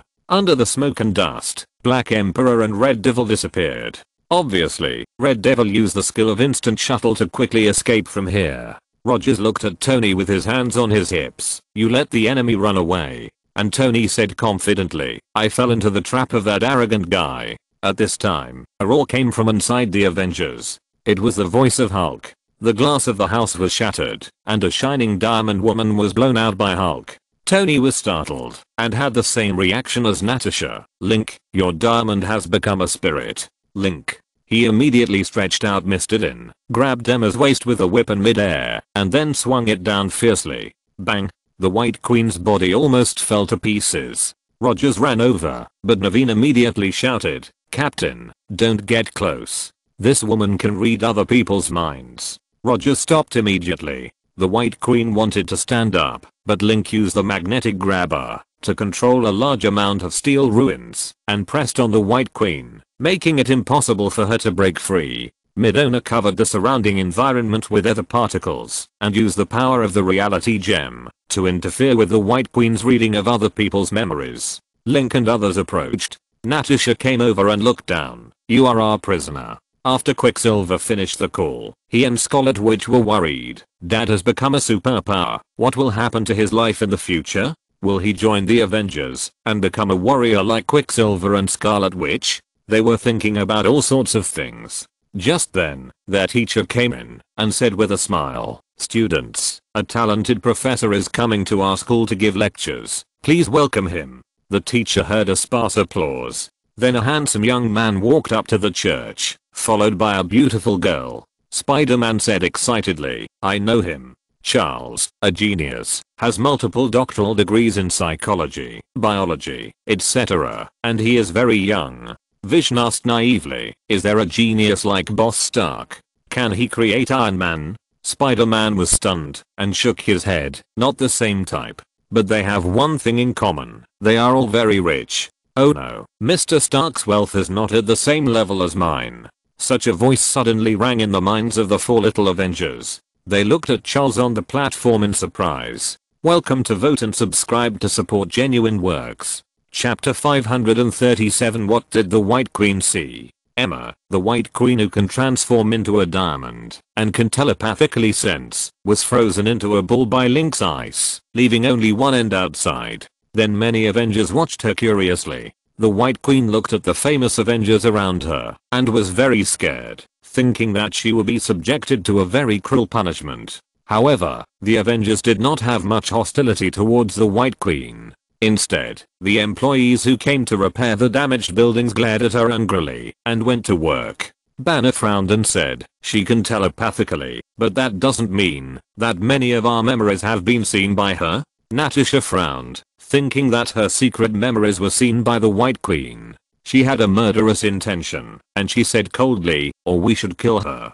Give the body to Tony Banner as a test subject. The White Queen was so scared that she turned into a diamond directly. But Roger stopped Natasha and said, don't kill anyone easily. We are not a terrorist organization. Roger said to the White Queen, you hurt our doctor, but he is fine. If you kill him, we will kill you too. Banner and Tony looked at each other, based on the call Quicksilver made to Link just now. That is to say, there will be a large number of mutants in the future. That is, superpowered people like Quicksilver and Scarlet Witch will appear on Earth. The Earth will be in chaos. Tony nodded. Yes, mutants will definitely cause unrest on Earth. It is not clear how many mutants will appear.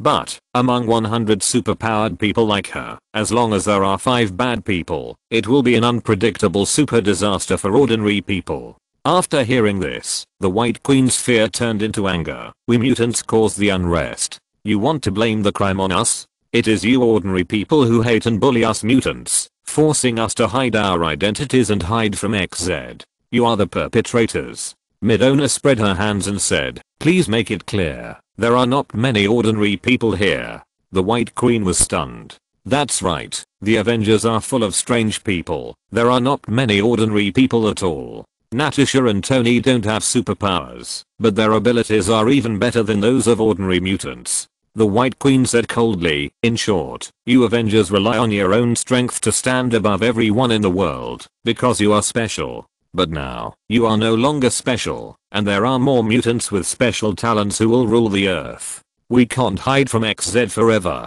We have to live in this world openly. Tony crossed his arms. So, you start to act as robbers and thieves, come to smash my property, and steal the Infinity Stones of the Avengers? The White Queen snorted. The Infinity Stones were also snatched from others by you. Only the strong deserve to have them. Natasha said coldly. You are so arrogant.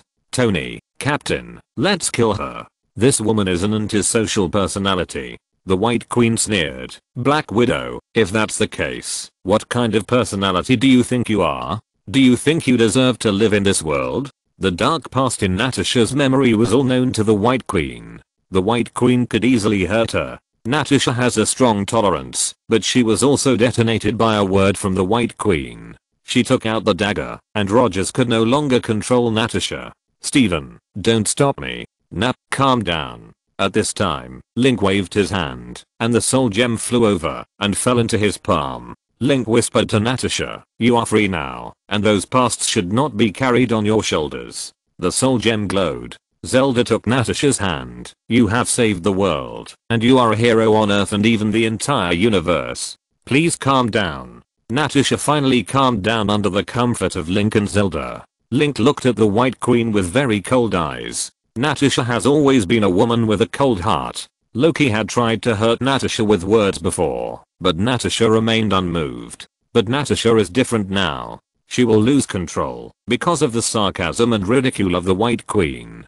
And this just shows that Natasha's heart has softened. This is a good thing. But Link decided to teach the White Queen a lesson. Is it interesting to mock someone's past? Link used the soul gem to extract a part of his memory and sent it to the White Queen's brain. The White Queen's pupils began to shrink. Then come and see my past.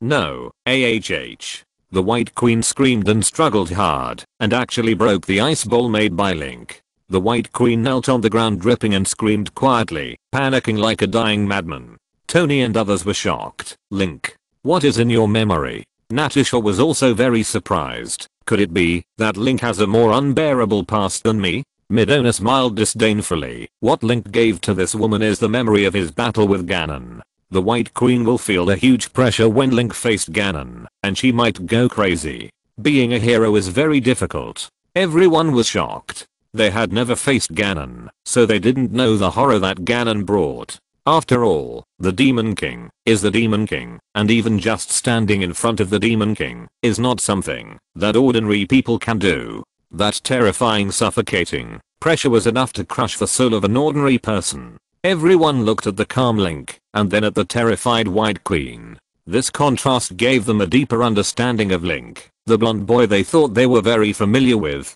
Link used the soul gem again to clear the memory he had put into the White Queen's brain, and also cleared the memory that the White Queen had read before. So the White Queen knelt on the broken ice in a daze, lost in confusion. Navi said to Natasha, the memory of you that the White Queen read has been cleared by Link. Natasha didn't know what to say for a moment. She was very grateful to Link. After all, torturing prisoners is not Link's style. Link was helping her vent her anger, and Natasha naturally saw it clearly.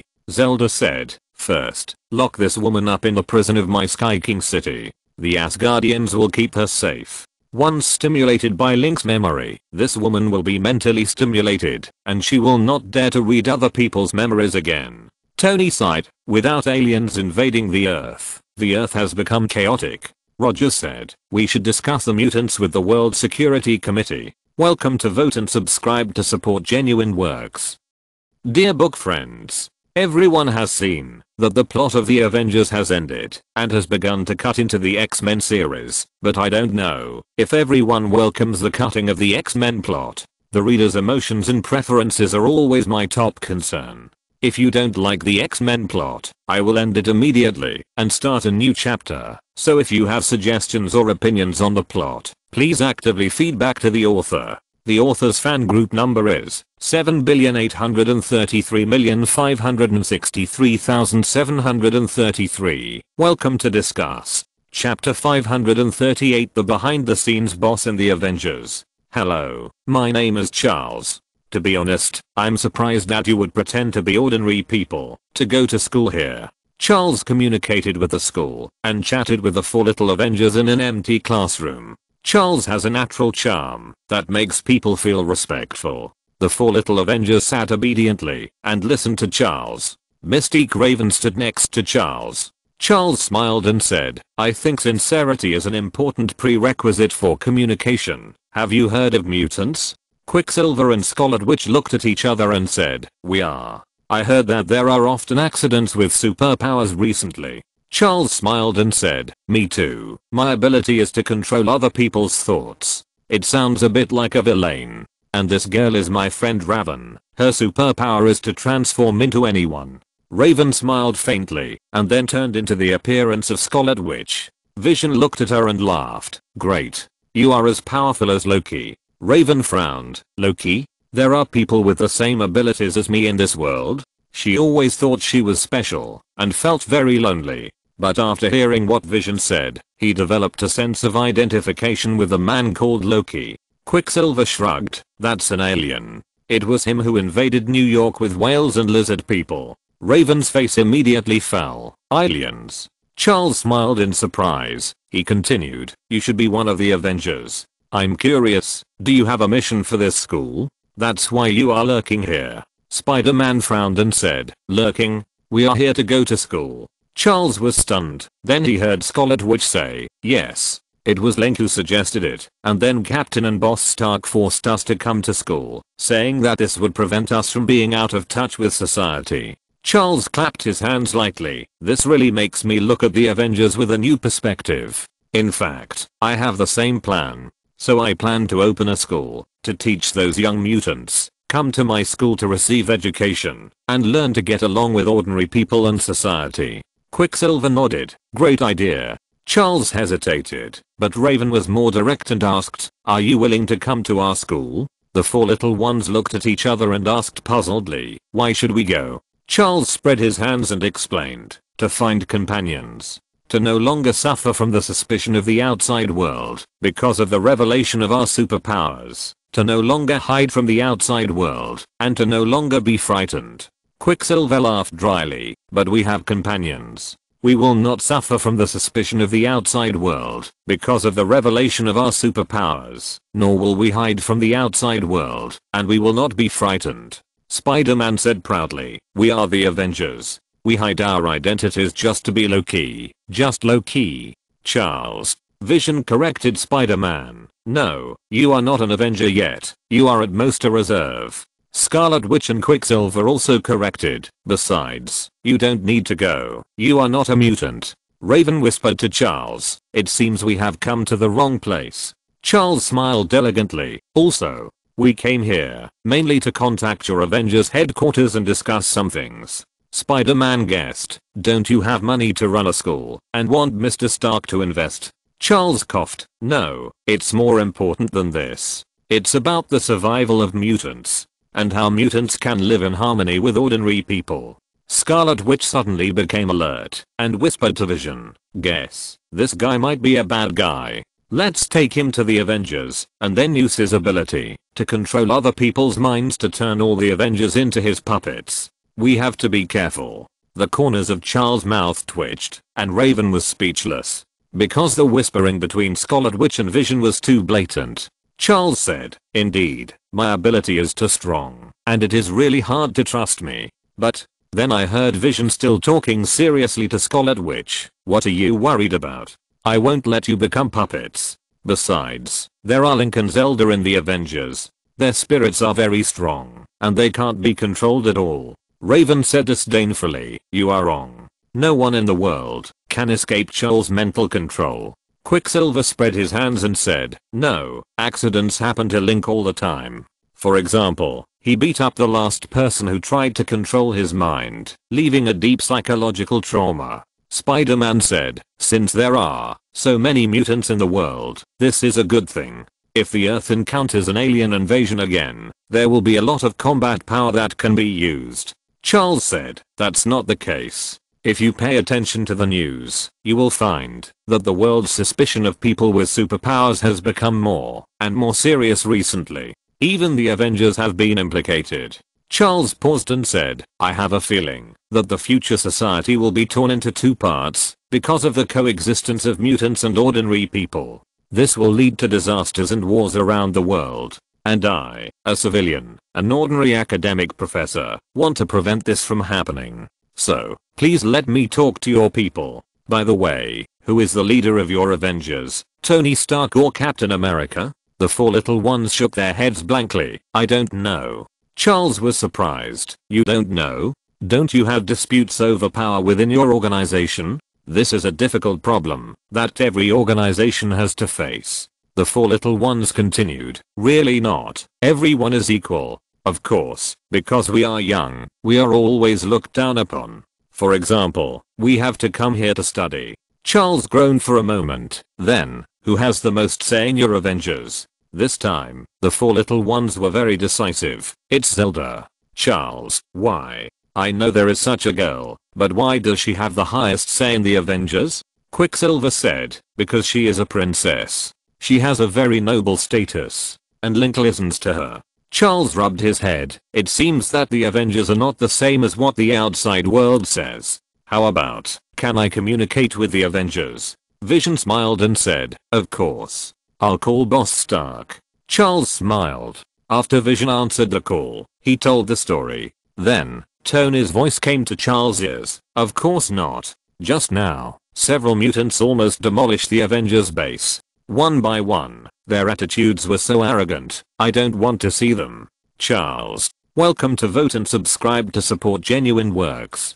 Chapter 539, Treasures contaminated by Ganon, water condensation. Tony's rejection caught Charles off guard.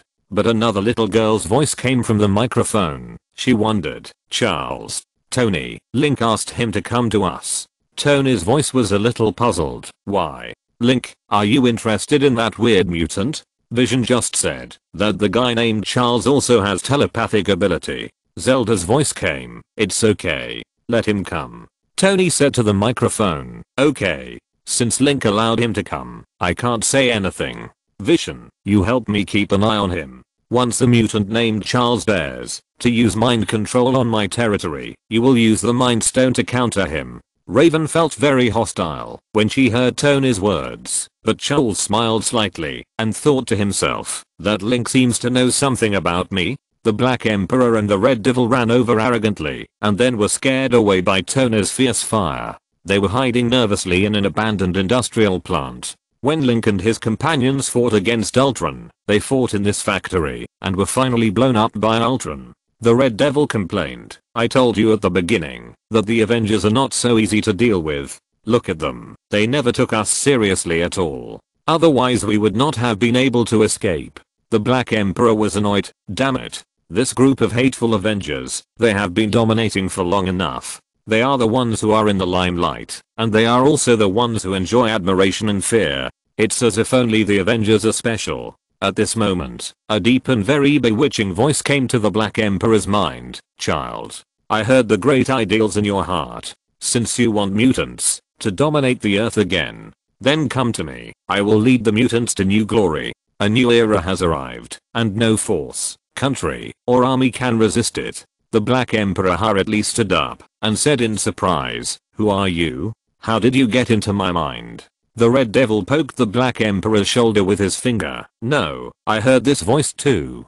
The quicksand on the ground bulged and finally formed a tall, dark-skinned man. This man looked like the villain in the science fiction comics of the 1960s. I'm Apocalypse, the ancestor of all mutants. I have awakened from thousands of years of slumber, and now is our dawn. Apocalypse appears. Zelda was sensitive to the weather. As soon as it appeared, she looked at the direction of Apocalypse in a daze and vigilance, and then said, I always feel that an extremely terrible hostile force is about to appear. Link nodded.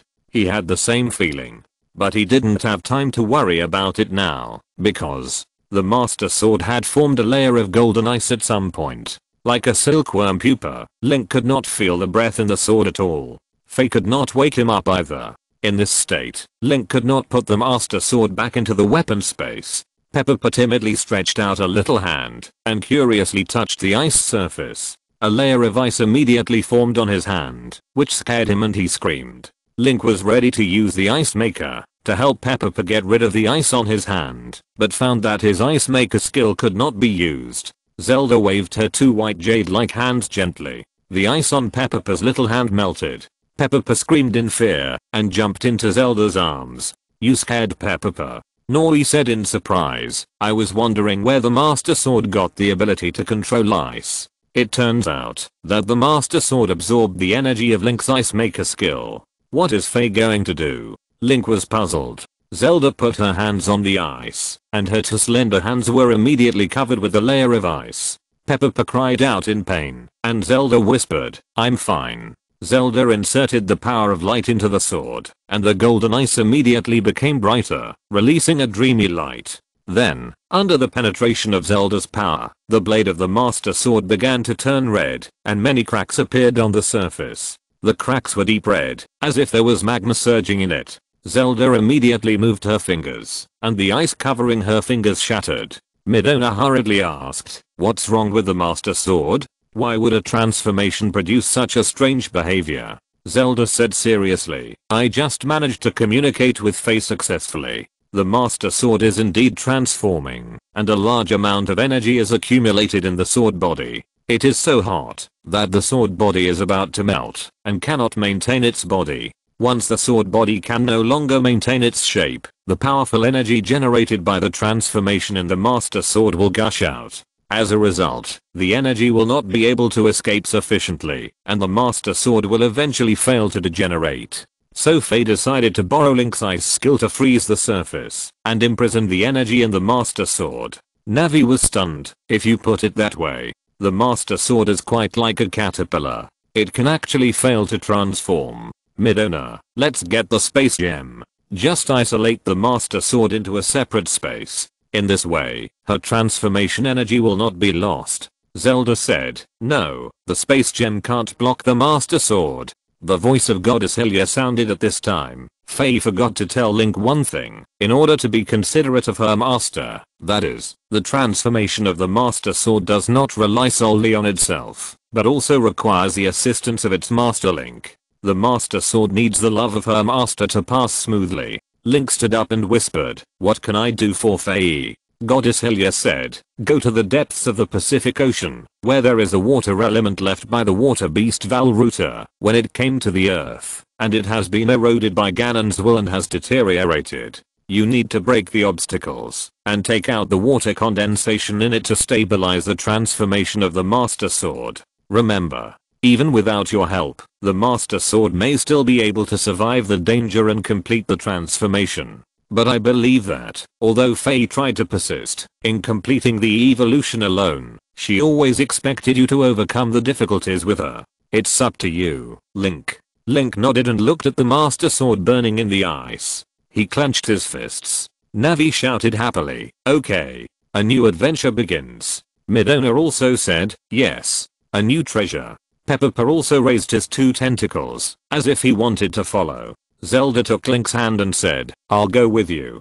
Doctor Strange is at the Avengers base. Ask him to help us teleport to Valuta. I'll contact Mipha first to let her determine the location of the water condensation." Welcome to vote and subscribe to support genuine works. Chapter 540, See Emblem? Forging materials for new weapons. Mipha stood coquettishly on Valuta's head, looking at Link and others with a smile. "I have found the location of the water condensation. It is located in a very deep trench. Although it has been contaminated by Ganon's will, because of its remote location and Valuta suppressing it, there is no need to worry about the water condensation causing adverse consequences." Strange said, "You mean you want to go into the trench? My space magic is not very good at this, so you can consider using space gems to withstand the huge water pressure under the sea." Mipha smiled and said, "No need to be so troublesome." She raised her little red hand. Valuta cried loudly. Ripples surged on the lake. A column of water rushed up to the sky. The water splashed away, and only a few 2-meter high bubbles floated in the air. Strange raised his eyebrows. "Bubbles? Miss Fishman, Do you think this can withstand the strong water pressure in the trench? Mipha said, this is made by the power of Valuta. It is difficult to break unless attacked from the inside. Strange drew a circle with his fingers, and 2 huge rocks appeared above the bubbles. They fell down with a bang and hit the bubbles. Although the surface of the bubble is very thin, the sharp corner of the rock hit the bubble. Not only did the bubble not break, but it bounced up with the first pop sound.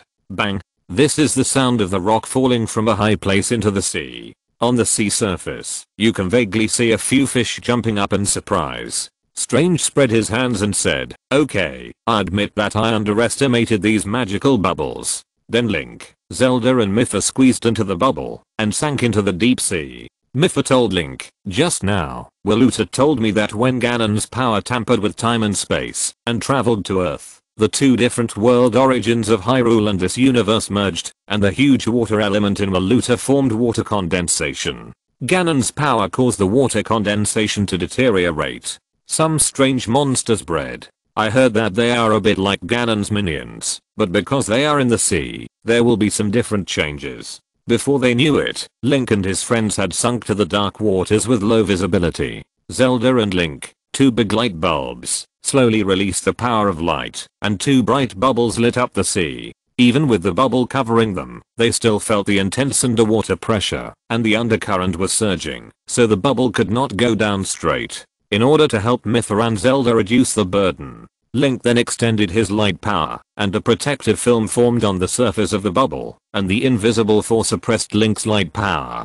At first, Link was a little uncomfortable, but he quickly adapted to the underwater environment, and even gradually purified the power of light according to the huge power of the undercurrent. Link's control over the power of light is also slowly strengthening. Since his proof of order has been collected, the powerful Triangle of Wisdom coordinates the energy in Link's body, and the complete Triangle of Wisdom is gradually giving Link stronger help. Just as Link was playing and communicating with the turbulent undercurrent in the deep sea, the light on Navi's body flashed twice, and she said vigilantly, 2 strange guys are approaching, and the breath is very strong. Link's master sword was in the bag behind him. Because of the water film of bubbles outside, Link could not use weapons. Peppa's 2 tentacles stood up. It's a monster. I smelled the monster. Navi was stunned. Why? How can you smell the monster in the water? Zelda opened her hand and the light dispersed, only to see 2. Mipha and Zelda were surprised. It turned out that 2 vicious centaurs swam over. It's just seahorse centaurs? There were 2 huge monsters as tall as 4 meters, with scales and bumps all over their bodies, showing a dirty dark green color, and huge gills on both sides of their necks, flickering. On their heads, like those deep sea fish, they had a tentacle, the top of which glowed, illuminating a pair of terrifying eyes that were pure black without whites. Holding the trident in both hands, the tip of the trident released a strange green light. Midona said with disgust, what a disgusting creature. I bet even you, Link, would not want to eat this guy's meat. After observing the 2 seahorse centaurs, Navi immediately reported the information she had summarized to Link. These are strange lives formed by Ganon's evil will, and invading sea creatures. They can maintain such a tall shape in the deep sea, which shows that they have very strong life and combat abilities. They are much more fierce and strong than the centaurs on Earth. The seahorse centaurs also noticed Link and others, and the oily green light on their heads suddenly became strong, rushing towards them at a rapid speed. Combined with the dark water around them, there was a very depressing feeling. The seahorse opened its mouth and took a deep gulp of water. Its belly swelled up and it quickly threw the trident in its hand. It pierced Link's eyes. Link immediately threw a punch, and the power of light burst out. His fist hit the bubble membrane and the light condensed into a ball and bombarded the trident. Boom. The invisible water flow was shaken, and the bubbles of Mipha and the other 3 were shaken. Mipha was surprised and said, what a strong force. Zelda saw it more clearly. They borrowed the power of the sea. The 2 seahorse centaurs rushed over violently, and their tails twitched rapidly. In a blink of an eye, they were in front of Link. Zelda pushed gently, and a ball of light flew out of her hand. Link also threw a punch again, and the light flashed. Mipha shouted softly, Volta, stir up the undercurrent in the sea. Bang! The 2 seahorse centaurs were repelled. They were hesitant and did not expect that the strange life in these bubbles would release such a powerful counterattack. But just now, when they approached Link, Zelda and the others, they saw their appearance and bodies clearly. The delicate skin of Link, Zelda and the others aroused the greed of the two fierce seahorses. Their huge gills rose and fell greatly, and they were very hungry. Their stomachs were getting bigger and bigger, and then they sprayed a mouthful of green venom from their mouths, piercing like arrows. Navi screamed, "Be careful, this thing is highly poisonous. Although it won't kill you, it will leave terrible scars on your skin and eyes." Zelda and Mipha were both nervous. Mipha waved her arms and hurriedly led the water to cut the venom. Zelda cast the power of light, spread it out, and purified the surrounding water. But when Link was worrying about how to launch an effective attack on the seahorses, he saw the tridents of the two seahorses, metal. Link's eyes lit up, and the magnetic grabber started immediately. The two tridents fell out of his hands, and the seahorses pulled desperately. However, the trident swung, and the wrists of the two centaurs, which were strong enough to crush metal, made a muffled cracking sound. They broke abruptly in the comparison between Link's will and their wrist strength. Swish! The trident pierced the heads of the two men, and the thick green blood escaped into the seawater. Mipha frowned and saw that there seemed to be something in the forehead of the seahorse centaurs. So she used the water element and waved her hand, and a piece of something floated out from the surface of the forehead.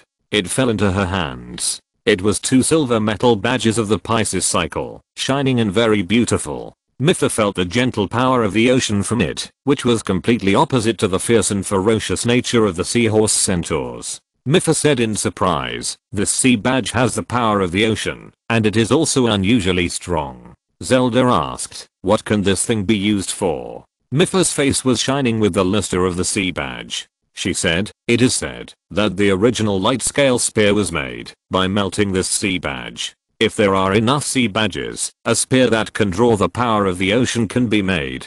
Link has never had a powerful spear weapon. This is very helpful for him." Peppa also nodded hurriedly. The brave man uses a spear. So handsome. Since the resurrection of the four heroes, Link has returned their weapons. His commonly used weapons are still only 3 swords, 2 regular swords, and 1 big sword.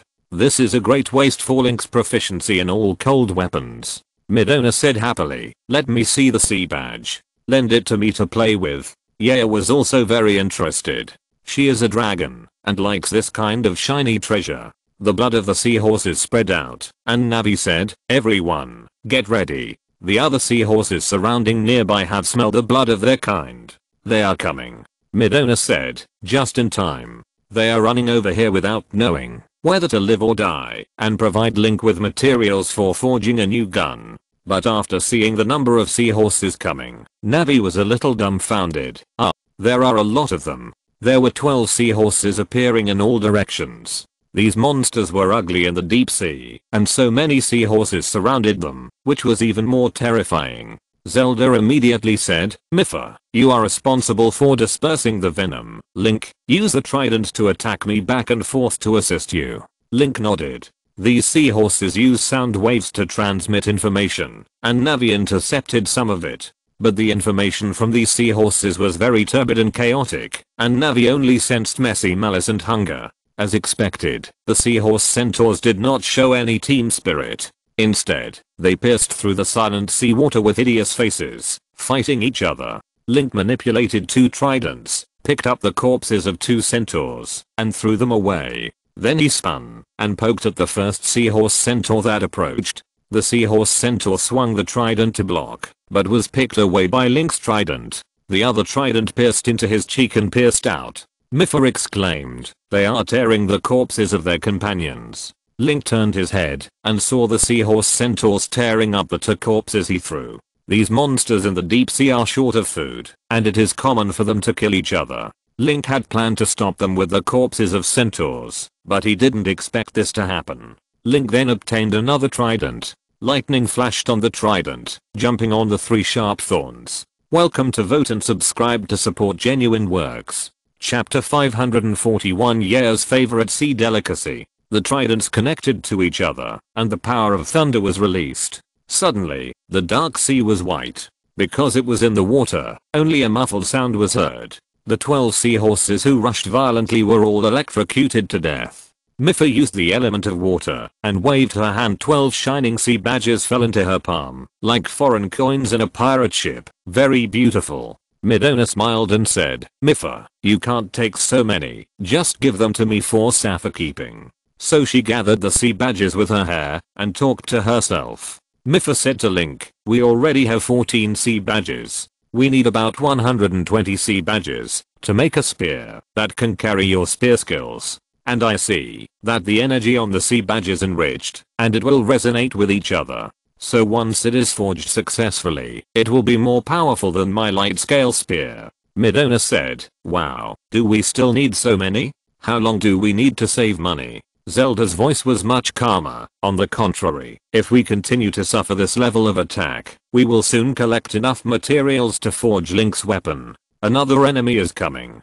Mipha said, the water element told me that the new enemy has a special energy. They soon felt the surroundings begin to heat up, as if the seawater was boiling. Link mobilized 14 tridents to be ready. Zelda shone the light, and then saw a crimson giant octopus shrinking its body and passing through the deep sea. Navi exclaimed, this octopus is definitely poisonous. The incoming octopus was a reddish color, glowing brightly, and was particularly bright. It is easy to associate it with some deadly radioactive material. Link felt the water temperature around him rise rapidly, and immediately used 14 tridents to pierce the water quickly and release the power of thunder. 14 tridents, connected with each other by electric current, formed an electric net and covered it like a barrage. Link never found the eyes of the red octopus from beginning to end, but the red octopus could obviously observe from other places, so it stopped and swam around, as if preparing to dodge.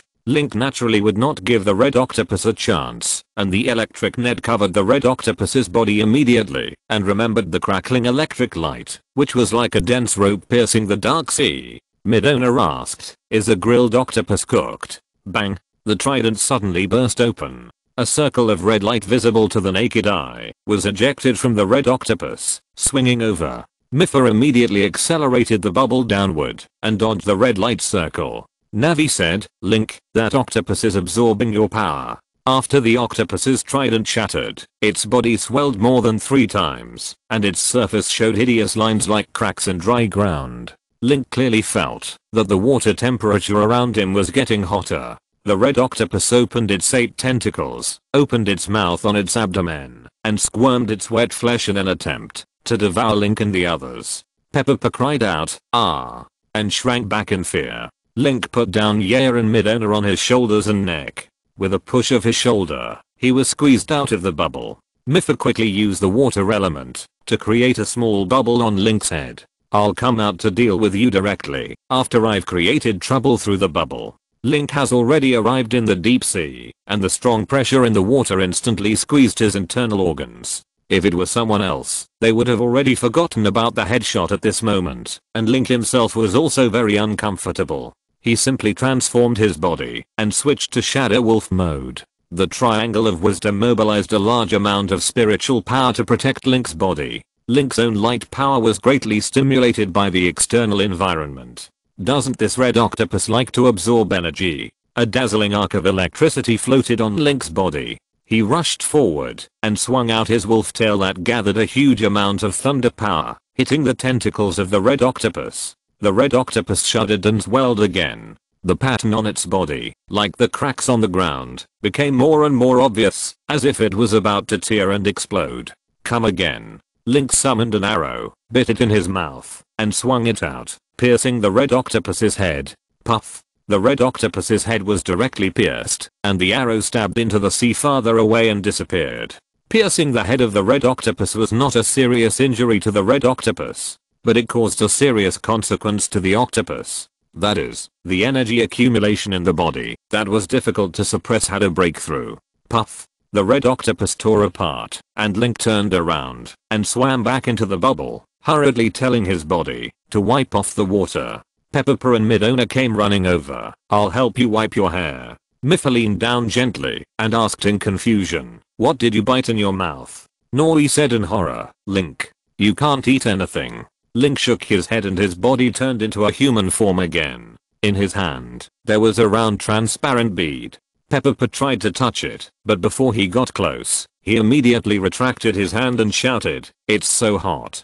Zelda took it, pinched it with two jade-like fingers, tilted her head, and looked at it. Such a small bead actually contains so much energy. Is this the source of energy in the big octopus? Mipha sighed. I didn't expect Ganon to turn so many creatures here into weapons of killing. Yer sniffed his nose, rushed up with shining eyes, opened his mouth, and held the transparent bead in his mouth. Nori shouted again, yeah, why are you the same as your master? You can't eat anything randomly. Spit it out. Yeah glanced at Nori, and then moved her cheeks, making a crunching sound. Then Ya's two red eyes glared, and then her expression became intoxicated, with two small paws on her chin, with a comfortable feeling of I ate something good. The red light on the little Oolong rose and fell, and the energy from the broken transparent beads was absorbed by her. Zelda was surprised and said, I didn't expect you like to eat. Ya nodded at them with a smile. She flew towards Link like a little girl, rubbing her little face against Link's cheek with a begging expression, as if saying, that delicious thing just now, do you have any more? Link felt a kind of burning energy in Ya's body slowly dissipating, obviously being absorbed by Ya. It seems that this deep sea trip has gained a lot. Ya is very picky about food and needs pure energy to nourish it. When he was a child, Link directly fed him with blood. It won't work when he grows up, otherwise Fangire will suck all the blood from Link. But even if Fangire doesn't eat, his body will generate energy like a small reactor. Eating can accelerate the growth of Fangire's body, and the transparent bead in the octopus is a good source of energy. Congratulations. Fangire finally found food other than Link's blood. Welcome to Vote and subscribe to support genuine works. Chapter 542. What's the harm in being big? Link's new skill. Yer excitedly told Link that the transparent bead that burst out of the octopus was super delicious. She wanted more. Link checked Yer's body briefly and immediately felt that the energy in Yer's body had increased accordingly. It seems that the transparent bead is indeed beneficial to Oolong's body, which surprised Link, because he has fed Yer since he was a child, and naturally knows how terrible the energy required by Yer is. The transparent bead inevitably contains the power of the Ganon curse. However, Oolong's body can completely digest this little power of the Ganon curse, and will not affect the body. The transparent bead has the effect of self-generating energy, and can store a lot of energy at the same time. It happens to be the treasure that Yer needs. Nori said, let's call this transparent bead Octopus Ball. If Yer likes it, just grab more. Midona bit her finger. Octopus Ball is such a strange name. Just call it a delicacy bead. I suddenly want to taste what that thing tastes like. Yer shook her head decisively and gestured with her two little claws. Everyone had been together for a long time, so they could understand Yer's sign language. She was saying, this high energy gem only works on dragons. For other people, it's like eating batteries. Mipha suddenly asked, do you think this red octopus has a father and a mother? Zelda said, all life in the world has a father and a mother. There is no doubt about that. She thought Mipha felt sympathy for the red octopus that died in Link's hands. After all, Mipha was a kind and good girl. But Link frowned, and he seemed to understand what Mipha meant. Mipha was a Zora mermaid, and her main diet was various fish. It was impossible for her to have sympathy for such animals. Mipha suddenly said in fear, I feel that the mother of the red octopus has come to seek revenge. Midona looked up at the sky. No, it's always dark around. Zelda's face changed, and the light in her hand bloomed. Originally, the light would continue to decay in the deep sea and finally disappear. But this time it was different. The light emitted by Zelda soon hit the wall. It was a fleshy wall covered with huge suction cups. Peppa tilted her head. Ah. The light on Noi's body flickered, and her anxiety intensified. This is probably just a part of a creature. Link immediately unfolded the perspective of God, and his will explored the world element in the deep sea, and immediately a terrible thing happened. They were covered by a giant 16-limbed dark red octopus that was 500 meters long. Midona was startled, and with a swish, she shrank back into Link's hair, shouting, run, run. Mipha also used the water flow to quickly speed up and lower the bubble. But the dark red giant octopus moved very quickly, and its 16-limbed tentacles twitched suddenly, and the water flow in the deep sea was turbulent. It almost tore the bubble where Link and others lived. 12 huge white wings bloomed behind Zelda, like an angel. The white wings gathered and covered the bubble, and the terrible water flow caused by the dark red giant octopus did not harm the lives of those in it. Mipha controlled the bubble to descend quickly, and across the sea water, they still heard a fierce roar. This sound is similar to the cry of an elephant, but it is sharper than that of an elephant, as if the elephant's vocal tract is made of scrap steel. This is the cry of the dark red giant octopus. Nori hurriedly said. Link ran out just now, completely exposing his presence. He was noticed by this monster that has mutated due to the power of Ganon's curse. Link passed through the bubbles again and swam into the water. This time he summoned the Dragon Soul Great Sword, and wings bloomed behind him. Although the two wings cannot fly in the water, they can also serve as fins for Link. Link rushed up the stairs against the strong water pressure. He didn't even need to adapt this time. In the previous water battle, he had already mastered the operation in this high water pressure environment. A high energy sword light spraying bubbles was like a red moon, bombarding the dark red giant octopus. Because it was in the water, the flames of the sword light disappeared, replaced by layers of red ripples like ink melting. Bang! The dark red giant octopus opened its complex mouth and absorbed Link's sword light. Link was startled, and his two wings stirred in the water, making Link spin. Whoosh whoosh. 3 more huge high energy sword lights cut away. After rushing into the mouth of the dark red giant octopus, all the energy was absorbed by it. Nori shouted, "This won't work. This kind of mutated creature is very good at absorbing energy." At this time, Link and others had already gone deep into the trench, and the pressure on Link increased dramatically. The tentacles of the dark red giant octopus chopped down like a mountain collapsing, and Link supported his sword to block and protect the bubbles below. As they fought, the teeth in the Dragon Soul Great Sword roared, and Link nodded. That's right, if he continued to deal with it passively like this, the situation would get worse. Now he had just entered the trench and encountered such a large number of enemies. If he entangled with the dark red giant octopus for too long, other demonized monsters would also join the battle, and the situation would be even more unfavorable to Link at that time. In this vast deep sea, he must fight quickly to get rid of all kinds of unfavorable factors. 4 Link clones appeared beside him. The 4 Link clones put the Dragon Soul Great Sword together like a kaleidoscope of silver souls. A ball of red energy vortex condensed in the center of the 4 Dragon Soul Great Swords. Divine Light Strike. Because of the influence of the Fangire Dragon Soul Great Sword, the tragic white of the Divine Light Strike turned into a hot red color, and the aura became more violent. Link went from bottom to top, raised the Dragon Soul Great Sword, and knocked it on the red energy vortex. Just like playing golf. The Dragon Soul Divine Light Strike flew straight up. Bang! A large number of flames bloomed in the air. They were real flames. They appeared in the seawater very abnormally, and the surrounding water boiled. Ah! The dark red giant octopus screamed, and the end of the sound was covered by a violent explosion. The dark red giant octopus was blown to pieces. Yair seemed to see something, and flew over regardless of the danger. Her 2 little paws held a larger transparent bead, which was flashing with a layer of strange red light. Yair's eyes lit up, and when she was about to swallow it in one gulp, Link hurriedly picked up Yair and returned to the bubble. Because of his divine perspective, he felt a huge number of dark red octopuses flying over. "Get out of here." Mipha nodded, and the speed of the bubble's descent suddenly increased, and the bubble became an upright oval. Welcome to Vote and subscribe to support genuine works. Thanks to the book friend 20180214220714586 for the 1000 starting coins reward support. If you're listening to this novel on a channel other than Fanfic World, it means they downloaded and uploaded it without effort. We cordially invite you to visit our channel, Mundo Fanfic Novelos. There you'll find the original version of this story, and you can explore many other novels of various genres. We're waiting for you to immerse yourself in a world of incredible novels.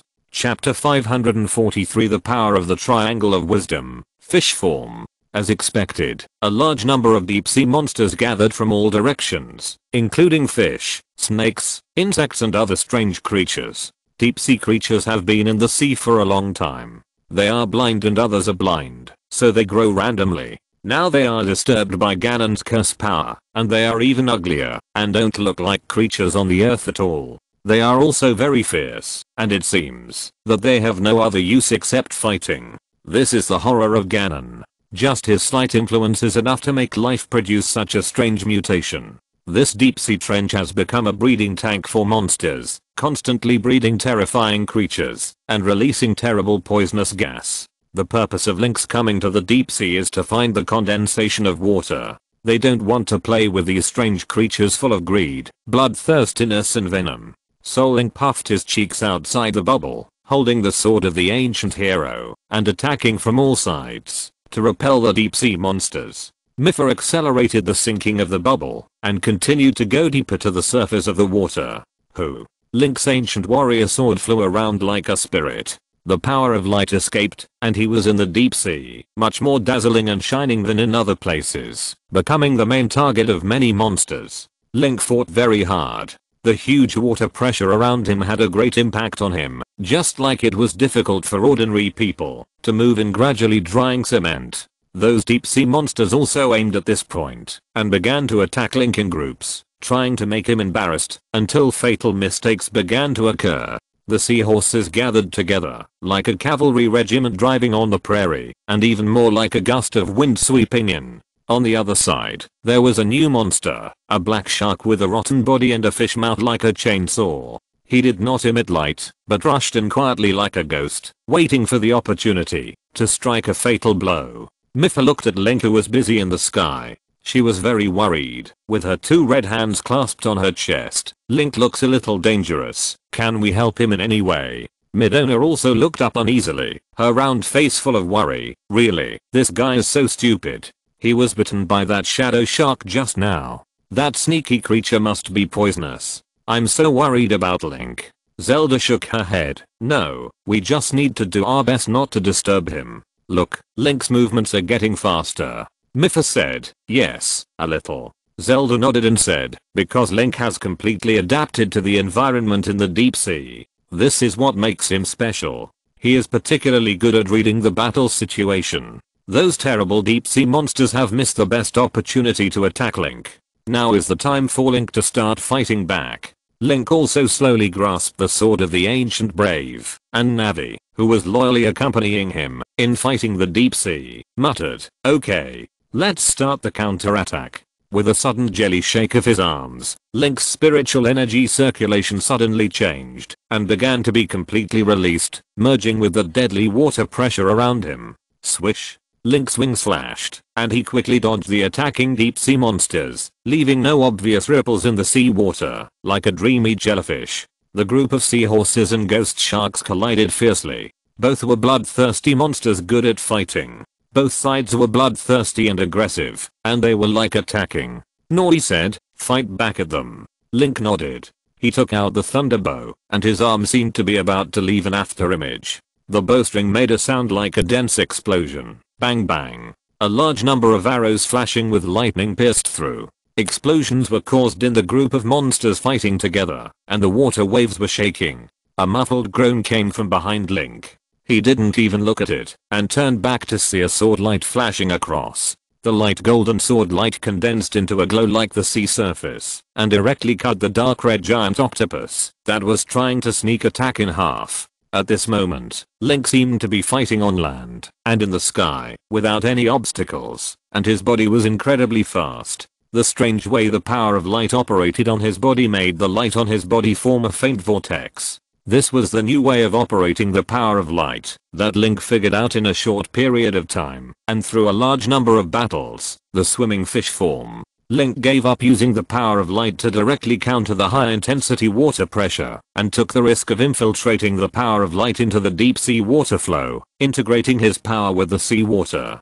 This minimized the obstruction and damage of the sea water to Link's body. Moreover, because the sea water was integrated with the power of light, Link could easily capture the various movements in the sea water. The power of light purified the power of the Ganon curse hidden in the sea water, which would damage the defense of the deep sea monsters. And this violent twisting form of the power of light took Link less than 3 minutes. This was the powerful performance of the full collection of the Triangle of Wisdom.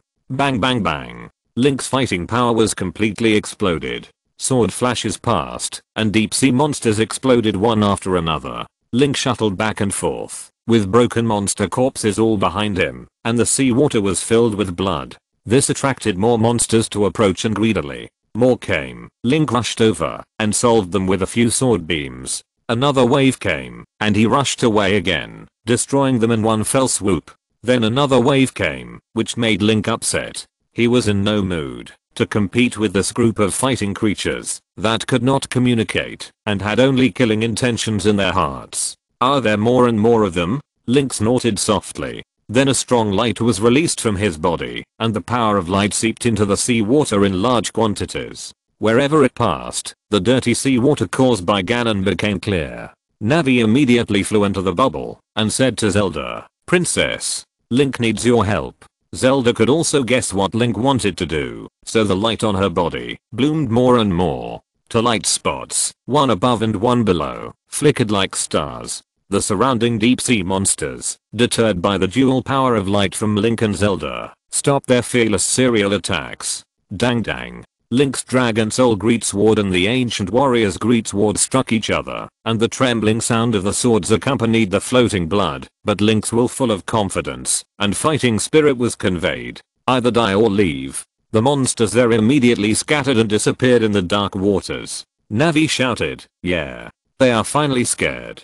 Not only deterred, but the power of Zelda and Link also made the monsters infected by Ganon's curse regain some consciousness. This made these deep sea monsters know fear and leave in fear, and Yea quickly enlarged, happily searching in the sea for items such as the sea badge and deep sea delicacies dropped by the monsters during Link's fierce battle. Navi also hurriedly flew up and said to Link, "We will enter the place where the power of Ganon's curse is the highest. The water condensation is in it. Welcome to vote and subscribe to support genuine works." Chapter 544 Yea has become fat. Bubble continued to dive. The lower it went, the lower the visibility. The light on Link and Zelda was compressed by the boundless darkness and could only illuminate a 30-meter diameter area. Zelda said, "According to the Earthlings, their original life evolved from primitive creatures in the deep sea. We are now in the hometown of human ancestors." Mipha covered her mouth, her beautiful eyes flashing. "Earthlings also evolved from small fish, just like ours or a tribe." Nori corrected, "No, it's a creature older than fish." Peppa shook, little fish, little fish." Zelda sighed, "It's a pity that the hometown of human ancestors has now been polluted by Ganon." The surroundings were filled with the strong smell of Ganon's curse, as if they were in a nightmare. Looking at the end of the light, the boundless darkness always makes people feel depressed. At present, the four sacred beasts are guarding the earth, and Ganon's will can no longer infect other earthlings as his puppets like it infected Joseph. Zelda and Goddess Hylia also spread the power of light to the whole world, constantly clearing the curse power on the earth. But even so, Ganon's curse power, like a germ, has penetrated into all the dark corners of the earth and accumulated power. Just like a ghost occupying a house, there are always uneasy ghost cries. What is this? Unlike others, Link, Midona, and Fangaia are happily counting the spoils they have obtained. When Link kills the deep sea monster, the power of light is also washing away the cursed pollution in it. The energy gathering in the deep sea monster will produce something beneficial to Link and others. 24 sea badges. Midona put away the sea badges that are as bright as silver coins. At the same time, Fangaia bit his claws in his mouth, looking very distressed. Fangaia's arithmetic ability is not good. He broke the dragon claws and counted for a long time, but still didn't understand.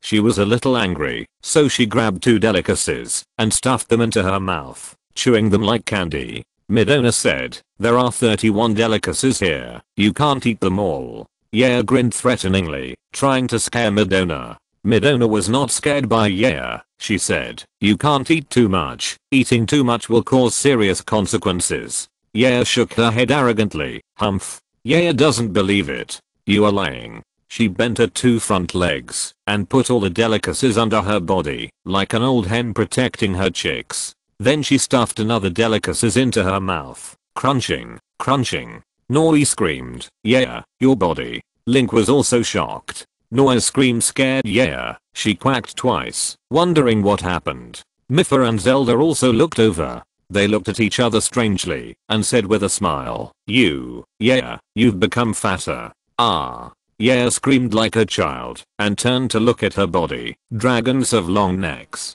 She saw that her body was swollen like a ball, round and plump, as if it could float up at any time. Link smiled bitterly and said, "You've eaten too much." After all, the treasure orb was dropped by the deep sea monster infected by Ganon. The energy contained in the orb could not be easily absorbed by Yaya. In Yaya's body, it must go through the process of energy conversion and be digested by Yaya before it can be used as harmless nutrients to supplement Yaya's body. As a result, Yaya ate too much, and a large amount of energy could not be digested, causing Yaya to swell. Yaya was shocked by her own body and hurriedly flew to seek Link's help. In Link's eyes, it was just a fat ball hitting his face. Bang! Yaya cried and begged Link to help her. Link was also somewhat at a loss. His only ability was to chop, chop, chop. How could he cure indigestion? And Link himself didn't have indigestion. Peppa actively offered advice. Peppa has an idea. The brave man can use the sword to stab the ball of Yaya, and the ball will deflate. Yaya's anger spit out, and Peppa immediately turned into a barbecued Peppa. Peppa's reaction was a little slow, so he was scared, and immediately hid in Zelda's arms. Yaya's tears flowed freely, and she looked around with her particularly pitiful dragon red eyes, hoping that everyone could help her. Link gently tapped Yaya's head with his fingers and said seriously, "Yaya, you can't attack your friends. How can you roast Peppa with fire?" Yaya nodded aggrievedly. At this time, Zelda's soft hand was placed on Yaya's forehead. Yaya also glowed like a light bulb. Yaya's own light was red, but at this time her body released a light golden light. It was obvious that it was caused by Zelda's power. Zelda whispered, "I will help you decompose the power in your body." Yaya's two eyes lit up immediately. She squinted her eyes, and soon her body began to return to its original state. Midona held a pile of blood red gems in her hand and said, "Link, these are things dropped by the ghost shark. Are they treasures too?" Link took two and shook his head, saying, "No, the Ganon curse here is too strong. It is not a treasure that can be eaten or used." He exerted force and crushed it, releasing a black breath from it. "There is a strong Ganon curse in it. You see, this breath is being attracted. He will lead us in this dark environment to find the place where the Ganon curse is the strongest. And there, it is the place where the water condensation hides," Navi explained. At the same time, there was a vibration in the seawater. The black seawater suddenly lit up with an ominous red light. Link clenched the sword of the ancient warrior, and the master sword of Freeze behind him flashed twice. Navi said, "Okay, the real fierce battle is about to begin." Mipha said, "There is a sense of uneasiness spreading in the seawater. Is Ganon coming?" Link shook his head. Navi said, "No, it is the power of water condensation. Ganon is currently being devoured by the Ender. And because of the pollution, water condensation has become an indescribable strange power. We have to find a way to purify it." Zelda said, "That's right. It is water condensation controlled by Ganon's will. Everyone be careful. What is the mentality of water condensation now? It's a mystery." Welcome to Vote and subscribe to support genuine works. Chapter 545. Deep Sea Treasures and the Ghosts in the Treasures. The surrounding Ganon curse was extremely strong. The strong light of Link and Zelda was only less than 2 meters in radius. At the edge of the light, the power of light and the power of curse devoured each other. Outside the light, there was a red color, which was the color of Ganon's power fused with the deep sea. Those fierce deep sea monsters were also afraid of this place. Since they sank to a certain depth, those ferocious monsters have never appeared again. This place is like a forbidden zone for life. Midona said, "It feels so hot here. Are we on the seabed, or in the magma?"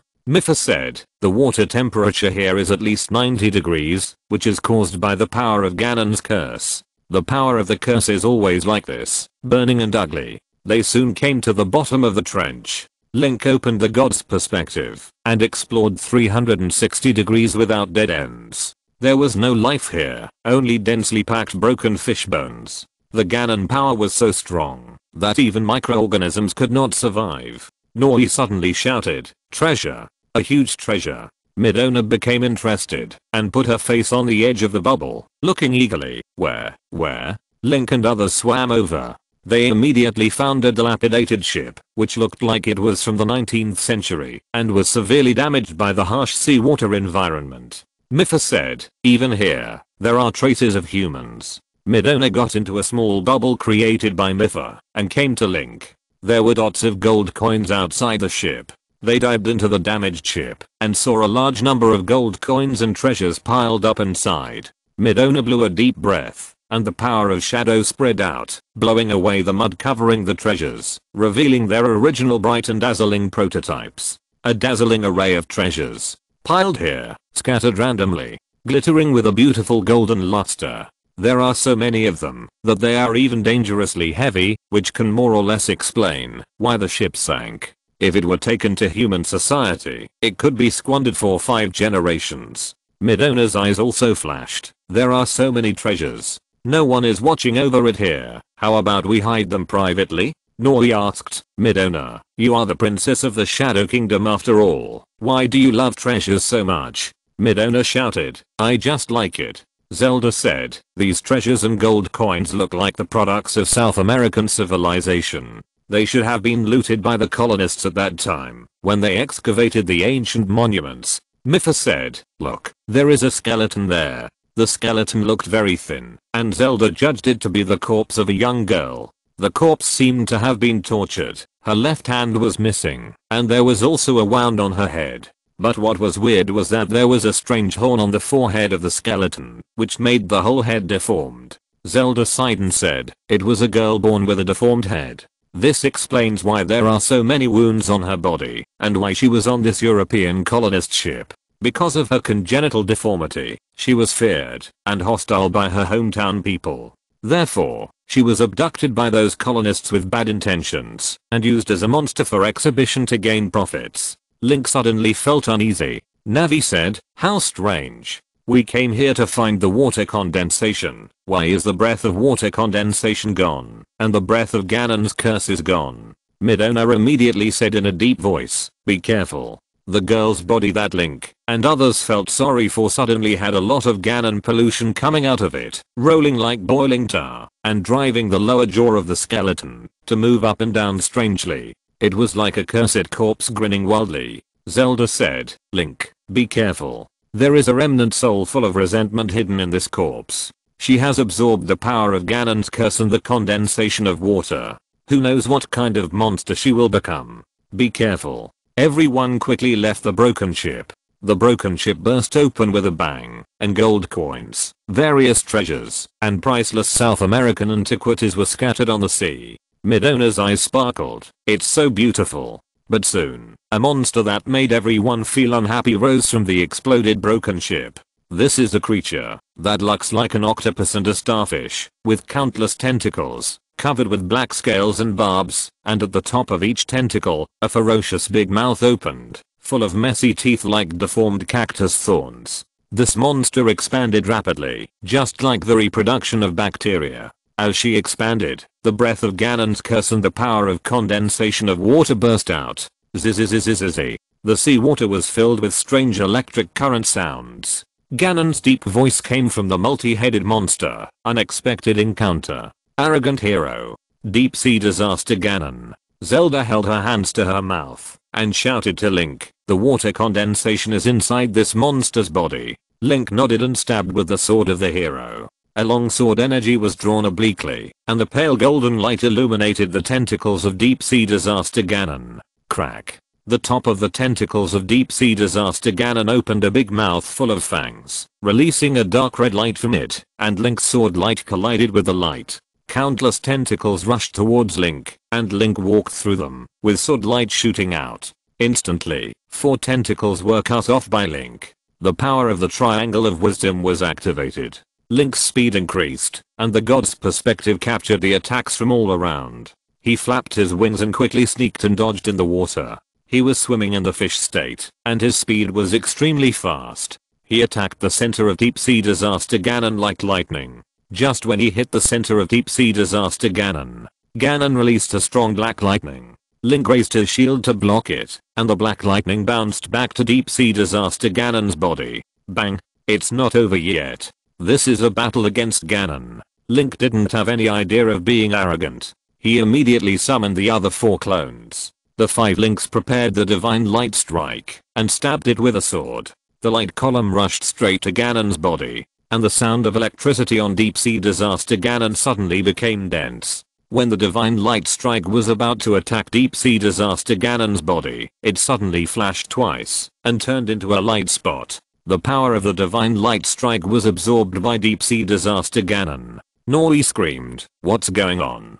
Mipha looked serious. "It's the water condensation. The water condensation controls the seawater and decomposes Link's power." Link was startled and was immediately tied up by many tentacles. Welcome to Vote and Subscribe to support genuine works. Chapter 546. The entire triangle of power has been collected. Link was entangled by tentacles, and sharp barbs with poison were densely piercing his body. Ye panicked and immediately opened his mouth to spit fire, trying to burn the tentacles. Mipha and Zelda also screamed, "Link." Zelda whispered anxiously, "It's too bad. It's too difficult for Link to fight against the power of water condensation in the deep sea." 12 beautiful and graceful giant wings bloomed behind Zelda again, and the feathers of the wings reflected a faint light, like the light of an angel. A total of 12 rays of light rushed into Link's body. Link obtained the power of light from Zelda. The power of the two is very compatible. At this time, they blended with each other and underwent qualitative changes. The two were close and bloomed with powerful power. Navi said, "Link, now." Ha. Link's eyes were sharp, and he shouted loudly, using the Triangle of Wisdom to mobilize the energy in his body. Bang! It was like the bright light of a glowing gem in a cracked rock. He struggled to break free from the tentacles, and the tentacles broke and exploded into pieces into the deep sea. Deep Sea Disaster Ganon also shouted, "Ah! Abominable light." Link was seen floating high above the water, his body releasing a strong light, so that his facial features were blurred, and his whole body was filled with a sacred atmosphere, as if Link was about to transform into a statue. This was the power of light given by Zelda, a new power formed by the fusion of Link himself. Even Deep Sea Disaster Ganon felt a little fear and began to hesitate. Zelda took this opportunity to transform herself into a stream of light and poured into Link's body. The crystal Hylia shield appeared in Link's left hand, and the holy triangle pattern on its surface turned into the appearance of a Hylia goddess with wings spread out. Zelda's voice came from Link's heart, "I will be your shield." Link did not think twice, mobilized the joint strength of him and Zelda, and rushed forward quickly with the shield raised. The shield burst into brilliant light, like another sun under the deep sea. He slapped Deep Sea Disaster Ganon fiercely. Swish! Zelda and Link's joint attack made Deep Sea Disaster Ganon feel a great danger. Deep Sea Disaster Ganon's tentacles began to wave their claws and lashed at Link like a whip, and at the head of each tentacle, there was a layer of light blue power. The tentacles slapped on the shield. Bang bang bang bang. The huge and highly permeable water condensation power hit Link's body. Link felt that the intense water pressure was crushing him from all directions, and the blood in his body was also restlessly boiling, as if it was about to burst out of his body at any time. It made him extremely embarrassed. Navi shouted, "Water condensation. How could such a powerful thing fall into Ganon's hands?" Mipha also anxiously held the light scale spear to meet it, but she heard the cry of the water beast Valruta in her ears. This made Mipha's panicked figure stop. Valruta said to Mipha, "No, this method can't help Link at all. And you, the fish princess of the Zora tribe, the hero of the Hyrule continent, you should play your own unique role." Mipha hurriedly asked, "What should I do?" Valruta, "The water condensation does not belong to Ganon." Mipha asked doubtfully, "You mean, let me fight with Ganon for the water condensation? But I..." Valruta, "The deep sea is your territory. Valruta will accompany you." Link and the Deep Sea Disaster Ganon's attack on both sides fell into a terrible stalemate. The confusion in Mipha's eyes quickly disappeared, and she said, "Valruta, please. Even in the deep sea trench, where the light cannot reach, these filth and filth should not be hidden." On the sea, Valruta raised his long nose and cried loudly. In other parts of the earth, the other three beasts Feeling the high-pitched cry of the water beast, also followed and cried. Mipha held up the light scale spear, and a blue light burst out from the tip of the spear. A totemic light rune appeared and spun. Mipha's beautiful and soft voice resounded in the seabed. Come back. The power of the sea should not be nurtured by darkness.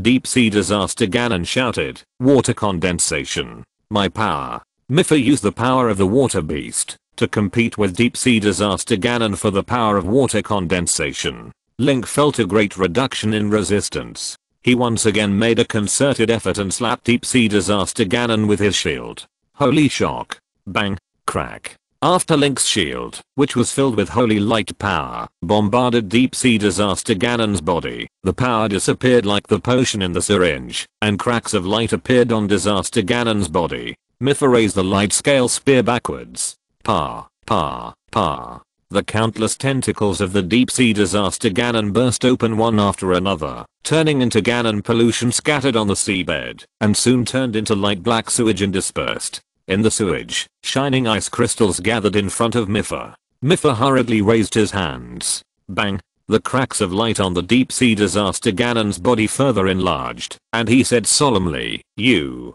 won't always win. Then it exploded, and a ferocious ghost flew into the sky. Zelda immediately flew out from Link's shield, and the royal sword of the unparalleled princess appeared in her hand, and she threw it fiercely. Ah! The remaining soul of the Disaster Ganon who was waiting for an opportunity to escape was pierced, and the darkness was purified by Zelda. A wisp of red blood twisted and struggled in the air, and finally dispersed. In the blood, more than a dozen proofs of mission suddenly appeared. Those delicate triangles rotated in the air and finally fell into Link's palm. The power triangle in Link's body gradually filled up into a complete triangle. The power triangle has been collected. The voice of the goddess Hylia sounded softly. Congratulations, Link. You have collected all the power of the Holy Triangle. Your power will be completely liberated. Link was a little dazed. He had collected all the power of the Holy Triangle so quickly. These triangular badges witnessed the many battles and victories he had experienced. Each of the triangular power badges was hard won. He fought with courage in the Master Sword. He didn't have time to feel the sudden change of the powerful energy in his body. He heard Mipha shouted, Link. This is a water condensation. In Mipha's hand, a huge snowflake ice crystal appeared. It was hexagonal in shape, very regular and exquisite. From it, you can feel the endless chill and the vast and magnificent atmosphere of the deep sea. Nori said, hurry up and put the water condensation next to the Master Sword. At this time, the Master Sword could no longer be covered by Link's Ice Maker skill. The violent power in the sword seemed to escape at any time. Welcome to Vote and subscribe to support genuine works. Chapter 547 Professor X. Are you surprised that I'm not bald? Mipha channeled the power of water condensation into the ice layer on the surface of the Master Sword. Strands of light blue deep sea energy flowed into the surface of the Master Sword, repairing the cracks on the Master Sword. The mannequin boiling state was immediately stabilized by the deep power of this huge snowflake ice crystal. Midona exclaimed, I don't know how Faye will transform. The power generated is actually beyond her control. She must rely on the external ice power to confine it to prevent leakage. Nori said, in this way, such a huge power will be fully utilized by Faye. I really don't know what the new version of the Master Sword will look like. Peppa shook his two tentacles and guessed, colorful, shiny. Based on Peppa's guess, Link imagined a terrible scene. His beloved Master Sword turned into a toy sword with a strong sense of plastic and exaggerated shape. When it was swung, various fancy marquees would light up on the surface. The Master Sword also had the background music that Tony carefully prepared. Link couldn't help but shudder. Zelda wandered in the sea, and she completely purified the surrounding Ganon curse. This sea area will no longer be disturbed by evil forces. And because of Midona's repeated requests, Zelda and Link used magnetic grabbers to control a large number of gold products, such as gold coins, gold statues, and gold crowns, and put them into bubbles. Midona rolled happily on the pile of gold coins. Navi suddenly said, Midona, these gold coins have been sinking in the sea for so long, they have become dirty. Midona jumped up hurriedly and pulled Link to help her clean the gold coins. Zelda smiled helplessly. Madonna, if you want treasures like gold, there are plenty in my Hyrule Royal City treasury. You can take them at will. Madonna stared at Zelda, looking very unhappy, and put her hands on her hips. Huh? Are you showing off your wealth to me? Is it great to be rich? You think I'm greedy, right? Humph. Zelda. Everyone floated to the surface with a large amount of treasure. Strange was still waiting for them. Because Valruta suddenly raised his neck and howled, Strange fell into the water, so he was now wet all over. But the accidental fall into the water obviously did not hinder Strange's good mood. He caught a few fish, and put them on Valruta's back, and roasted them with magic flames. There was a good smell of fish meat, and the fresh fish meat floated in the air. Next to the fish meat was an exquisite British teapot, in which tea was boiling. Seeing everyone floating up, Strange stood up and greeted politely. From your looks, I know it's a good trip. I guess you have gained what you want. Come here and try the grilled fish I made with magic. I have a very accurate grasp of the heat. But soon, Strange saw a huge bubble floating on the water. The bubble was filled with golden coins and various treasures. It was particularly beautiful under the scorching sun just out of the water. After a period of painful poverty, Strange's eyes lit up when he saw the gold coins. Madonna hurriedly stood in front of the gold coins, pouting her lips and saying, "These are all mine. There is no share for you." Strange said dumbly, "Did you go to the sea to look for treasure?" Navi explained, "No, I found the treasure by the way. Now it has been occupied by a greedy guy." Strange, and there is an unexpected gain. At this time, Professor X, Charles, and Mystique Raven, led by 4 little Avengers, came to the Avengers base. Because Mystique Raven was born with a sensitive and alert personality, she was very nervous, and almost next to Charles. Charles had a calm face. Whether it was his natural wisdom and calmness, or the sense of security brought by superpowers, Charles walked calmly to the world's leading superhero base.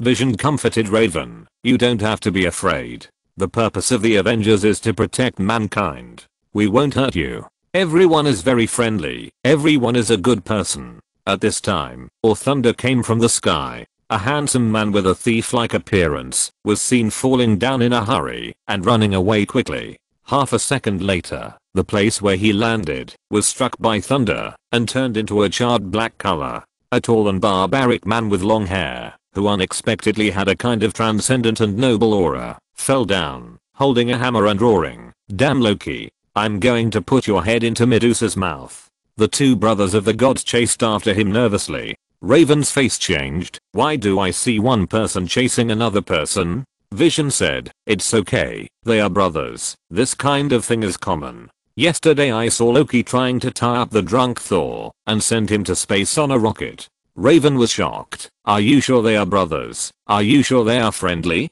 Spider-Man coughed. "They are exceptions. You must know Mr. Tony Stark and the Captain. They are very friendly." At this time, Tony and Rogers walked out of the base. Tony was still on the phone, shouting, "What about that damn mutant? What? She wants to communicate with us. What a joke. Lock her up for half a month first." Raven panicked. "What did you do to the mutant?" Scarlet Witch said, It's really okay. Don't think too much." Charles greeted him with a smile. "Thank you very much for allowing us to come here." Roger shook hands with Charles, and suddenly his face became weird. "You are not bald?" Charles also had a weird look on his face. "Me? Why are you bald?" Rogers coughed. "I think I remembered it wrong. I seem to have heard Link say that you are a bald man."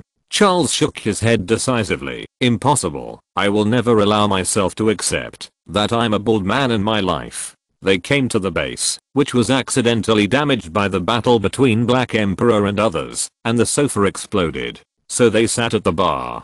Tony said in his special voice, "I understand what you mean. Although many ordinary people have become mutants with special abilities, their special abilities make their situation more dangerous. Because what is more terrifying than superpowers is the power that bursts out of fear and hatred in the heart. And you mutants are being targeted by this power, right?" Charles nodded. "Yes, Mr. Stark, you see it very clearly." Tony continued, "Zelda once told me that there will definitely be a very bad battle between mutants and ordinary people. But she also believes that as long as there is tolerance and a peaceful attitude, Mutants and ordinary people can definitely reconcile.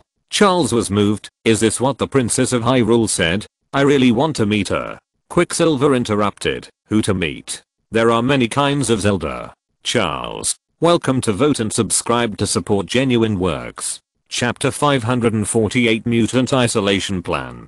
Under the protection of the water condensation, the Master Sword's transformation process tended to be stable. Link carefully checked it. Now the Master Sword no longer had to worry about the problem of transformation energy leakage. He believed that the transformation could be completed smoothly. Midona opened her eyes wide and looked at the water condensation in Link's hand. Do you think this water condensation has any other functions besides helping Faye complete the transformation? Midona said, yes. Didn't the Ice Maker skill on the Shika Slate integrate into Link's body? But the strength of the Ice Maker skill is too low. It can only make ordinary ice, which can be easily destroyed even by the captain. And if the water condensation is integrated into Link's body, Link's ice control skills will be greatly enhanced. Maybe it can become as powerful as the power of thunder. Nori said in surprise. Really? That's great. If Link's ice skills are strengthened, Link's tactics can be more fully utilized.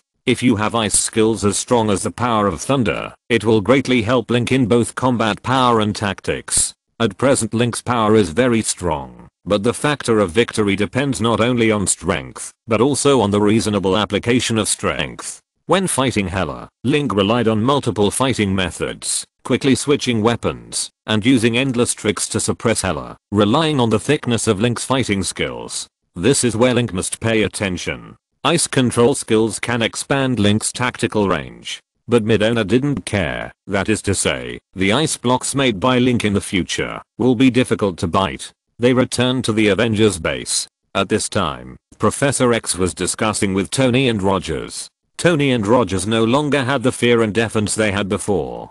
Professor X's demeanor and calm conversation brought out his charm to the fullest, and the depth of his consideration of problems also made Tony look up to him. Professor X said, "This is what I think. The emergence of mutants means new possibilities for mankind. Our various abilities will bring considerable help to the Earth and even the universe. For example, energy problems, social problems, political problems, etc. can all be solved by using the mutants' superpowers. Although not all Avengers are mutants. But like us, you are also classified as aliens by ordinary people. Ordinary people's attitude towards the Avengers has changed from curiosity to hostility, and then from hostility to friendliness. So I hope to use the power of you Avengers to help us resolve the conflicts between ordinary people and mutants, and make a significant contribution to peace on Earth." Tony began to think, perhaps we can take the lead in the World Security Council and let countries all over the world sign relevant protection and supervision laws for mutants.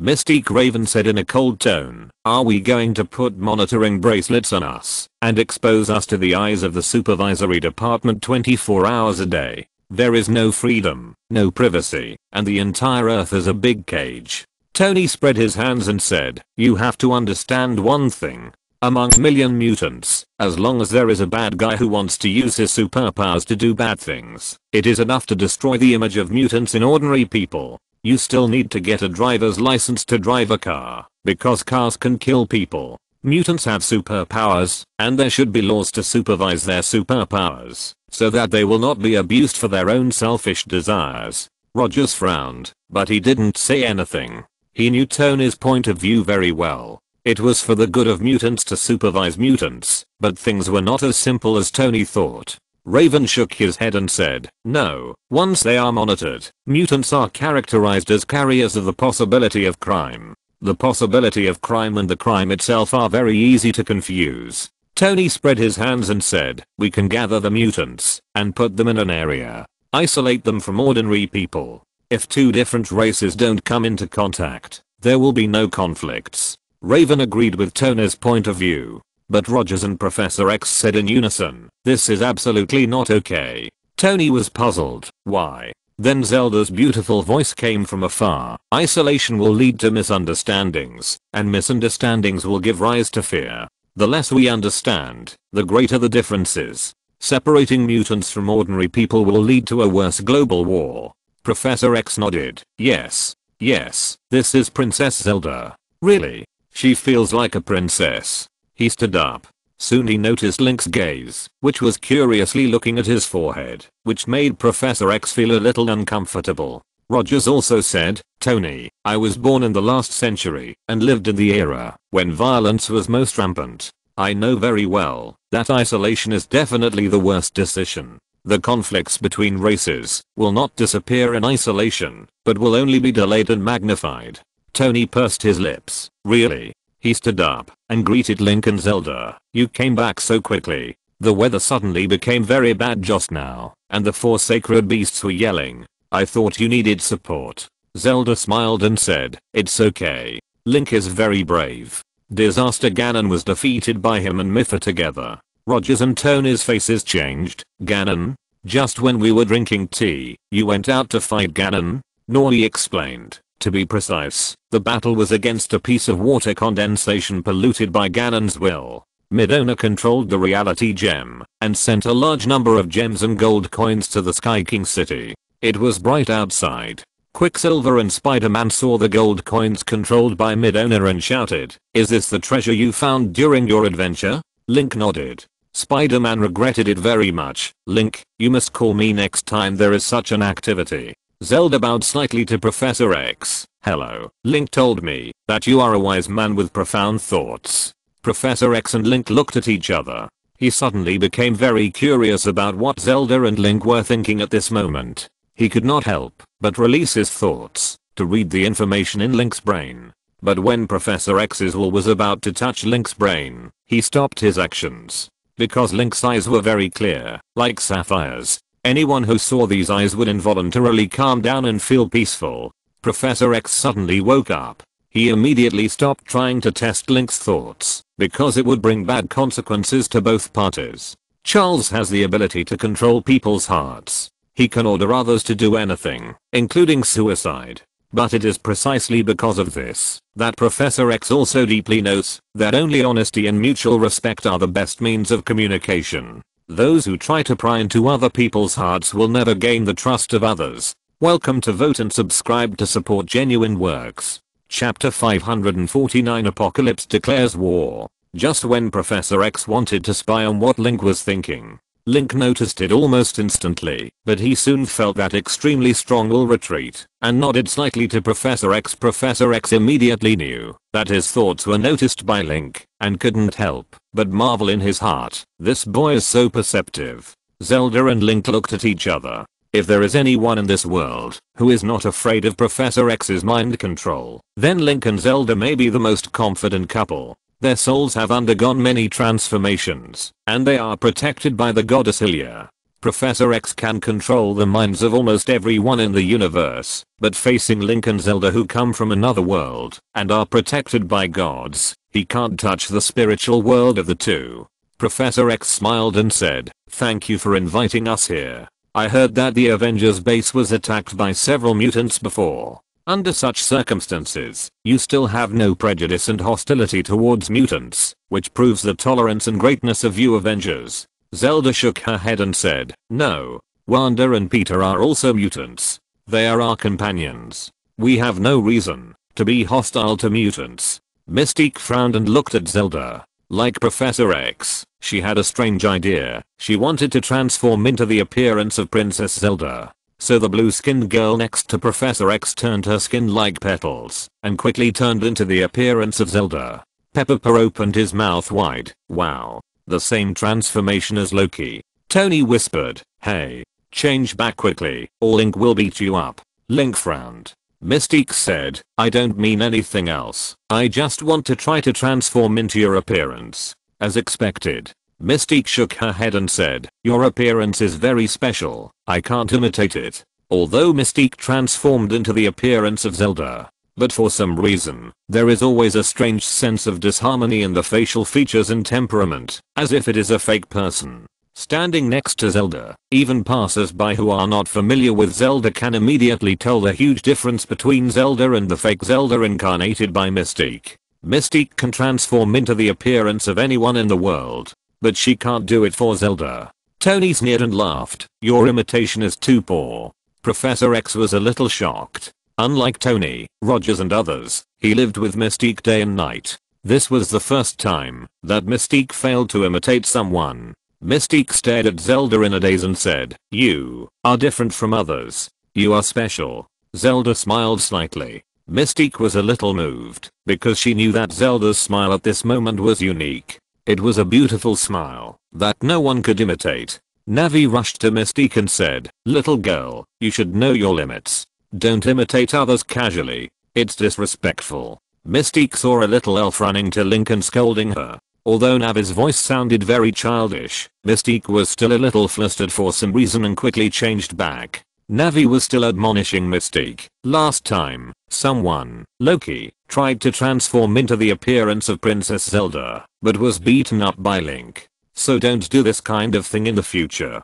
Professor X coughed dryly and said, about the mutants." At this moment, Jarvis' voice echoed in the living room. "Mr. Tony." Suddenly a mutant appeared, claiming that he is the ancestor of mutants and wants to lead all mutants to occupy the earth and enslave ordinary people. He also said that a new era is about to begin. Tony raised his eyebrows. "Huh? Which mutant is so arrogant?" "The last person who yelled like this in front of me was that bastard Thanos." Jarvis directly projected the holographic video into the air. A tall, bald man with green skin appeared on the screen. Next to him stood Black Emperor, Red Devil and other mutants who had attacked the Avengers. Tony opened his mouth wide. "What a strong villain aura. Who is this guy?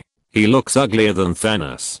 Quicksilver and Scarlet Witch hurriedly shouted, Hey, why is my dad standing next to him?" The brother and sister pointed at a middle-aged man next to Apocalypse, with a very strange expression on their faces. At this time, Falcon suddenly flew over. "Captain, I caught another spy who tried to invade our Avengers base." Then he threw a slender woman down and flew away. Tony scratched his head. "We've been invaded twice in one day. Well, you spies can come on, and when I have set up a thorough defense system, you can come in, and I will give you the Stark technology." Vision squatted down and asked the woman who was trying to stand up, "Who are you, and why did you sneak in?" Professor X saw the woman's face clearly and said in surprise, "Mora, what are you doing here?" "Mr. Stark, Mr. Rogers, this is Agent Mora, affiliated with the CIA intelligence department."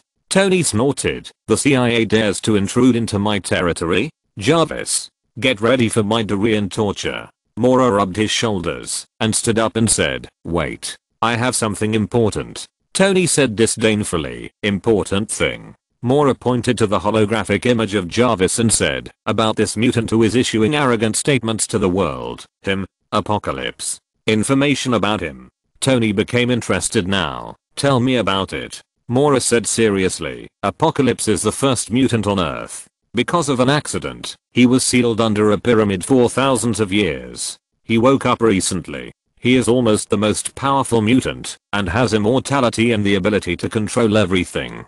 Quicksilver said hurriedly, "I don't care how powerful he is. Why is my father by his side? What does this man named Apocalypse want to do?" Mora said, "Apocalypse wants to bring mutants and overthrow the world. And by his side are the apostles he chose, the elites among the mutants he has chosen." Professor X rubbed his brows. "Oh no. We discussed for a day about defensive measures on how to allow ordinary people and mutants to coexist peacefully. It seems that we discussed in vain." Roger smiled bitterly. "In short, first communicate with Apocalypse who is trying to start a war, and then start a war. Otherwise, there is no other way." Mora sighed. "It can't be done. Apocalypse is the strongest mutant and has the ability to control everything. No one is his opponent." He just waved his hand, and the armed systems of all powerful countries were scrapped. Tony smiled. "So what if we are the strongest? We have Link." Welcome to Vote and subscribe to support genuine works. Chapter 550 The upcoming father-son situation. X said in a deep voice, "Fighting is not the best way to solve the problem. I want to negotiate with Apocalypse." Tony and Rogers looked at each other. Now Apocalypse has turned the world upside down. Didn't the beautiful agent say that? Apocalypse almost instantly destroyed the armed forces of the world. How come our equipment is in good condition? Zelda looked up and said, "The sky is the Sky King city. This area is a place that Apocalypse cannot touch." Soon, representatives of the World Security Committee and Coulson and others came to SHIELD. Venom and others who were far away in San Francisco also arrived, as well as Ant-Man, Wasp and others. The Avengers base was in a mess. Hawkeye's family also came here, as if they were traveling, very comfortably, and Hawkeye's children were all very well behaved. Coulson hugged Rogers warmly. Then he saw Link's clear eyes, looking at him unkindly, and his mouth twitched, and then he pretended to laugh heartily. Long time no see, Link. Nick also came. No matter what season it was, he was wearing a very cool windbreaker and an eye mask, with an expression of "I'm not easy to mess with, I want to do big things." Nick said, "What is this young man thinking? Communication? If Apocalypse could accept communication, he wouldn't make such a big fuss." Nick learned of Professor X's intention and immediately expressed his opposition. The young man he was talking about was Professor X, but soon, Professor X's voice rang in Nick's mind. "Fighting cannot solve all problems, that's my point of view." Nick looked over in surprise and saw Professor X smiling gently. Apocalypse is trying to launch a worldwide mutant war. In fact, it is essentially a conflict between mutants and ordinary people. If we can resolve this conflict in a peaceful way, then the whole world will listen to our two kinds of human determination for tolerance and coexistence. The representative of the World Security Committee jumped up in fear when he heard that Professor X was a mutant. The Avengers, kill him.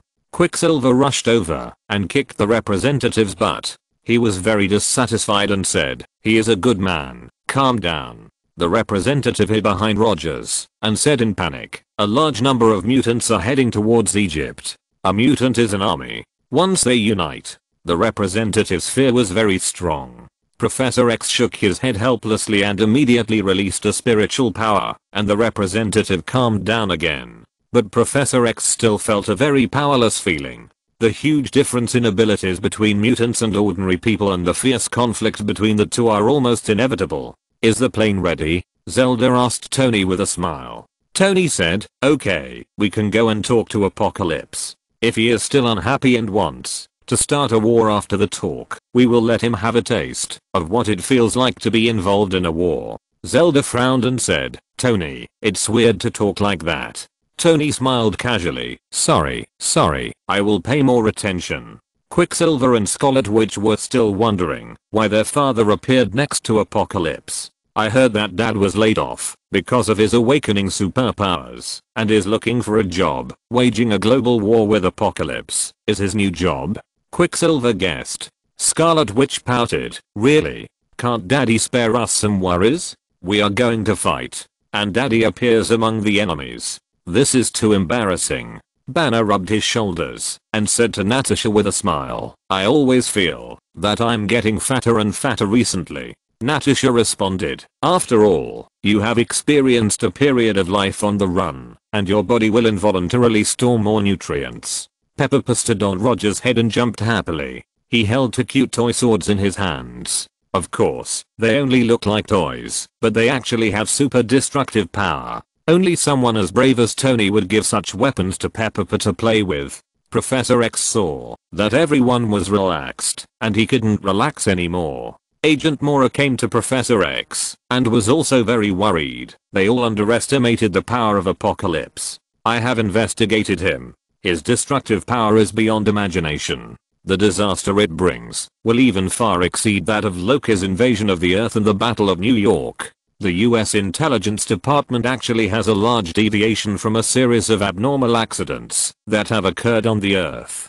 They have no clear understanding of the enemies encountered by the Avengers and can only judge by the cost of public damage they create. For example, when Thanos attacks, he is almost the strongest in the universe. But because he confronts Link face to face, he is quickly defeated. The army also quickly collapses. There are not many casualties in New York. Therefore, in the information of the US Intelligence Department, Thanos is far less powerful and dangerous than Loki. This is very funny." At this time, Strange, with a calm face, floated to Professor X and Mora and smiled at them. "Why do you have such sad expressions?" Mora whispered, "It's impossible. Apocalypse has the ability to control everything. He is immortal. He is invincible. We Strange interrupted Mora with a smile. Okay.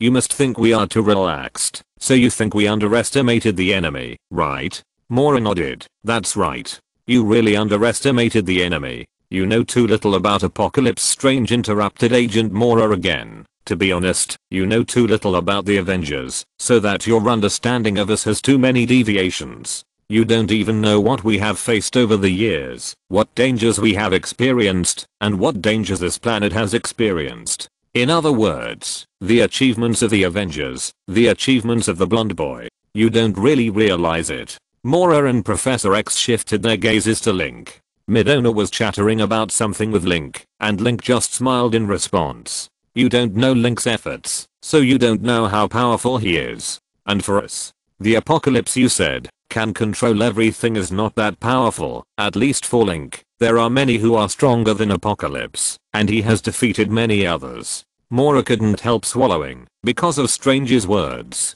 The Avengers, including Professor X, Agent Mora, as well as Nick, Coulson and others boarded the plane, and went to Egypt. At this time, Apocalypse was bragging to his newly recruited apostles about how powerful he was. He also led everyone to imagine the future, which made these apostles very excited. And Apocalypse didn't know what kind of enemy he would face next. Welcome to Vote and subscribe to support genuine works. End of this chapter. Thank you very much for reaching the end. Don't forget to like. Looking for more exclusive content and immediate access? Subscribe to our Patreon. Remember, every like, subscription, or donation encourages us to continue. Thanks to everyone. See you in the next video.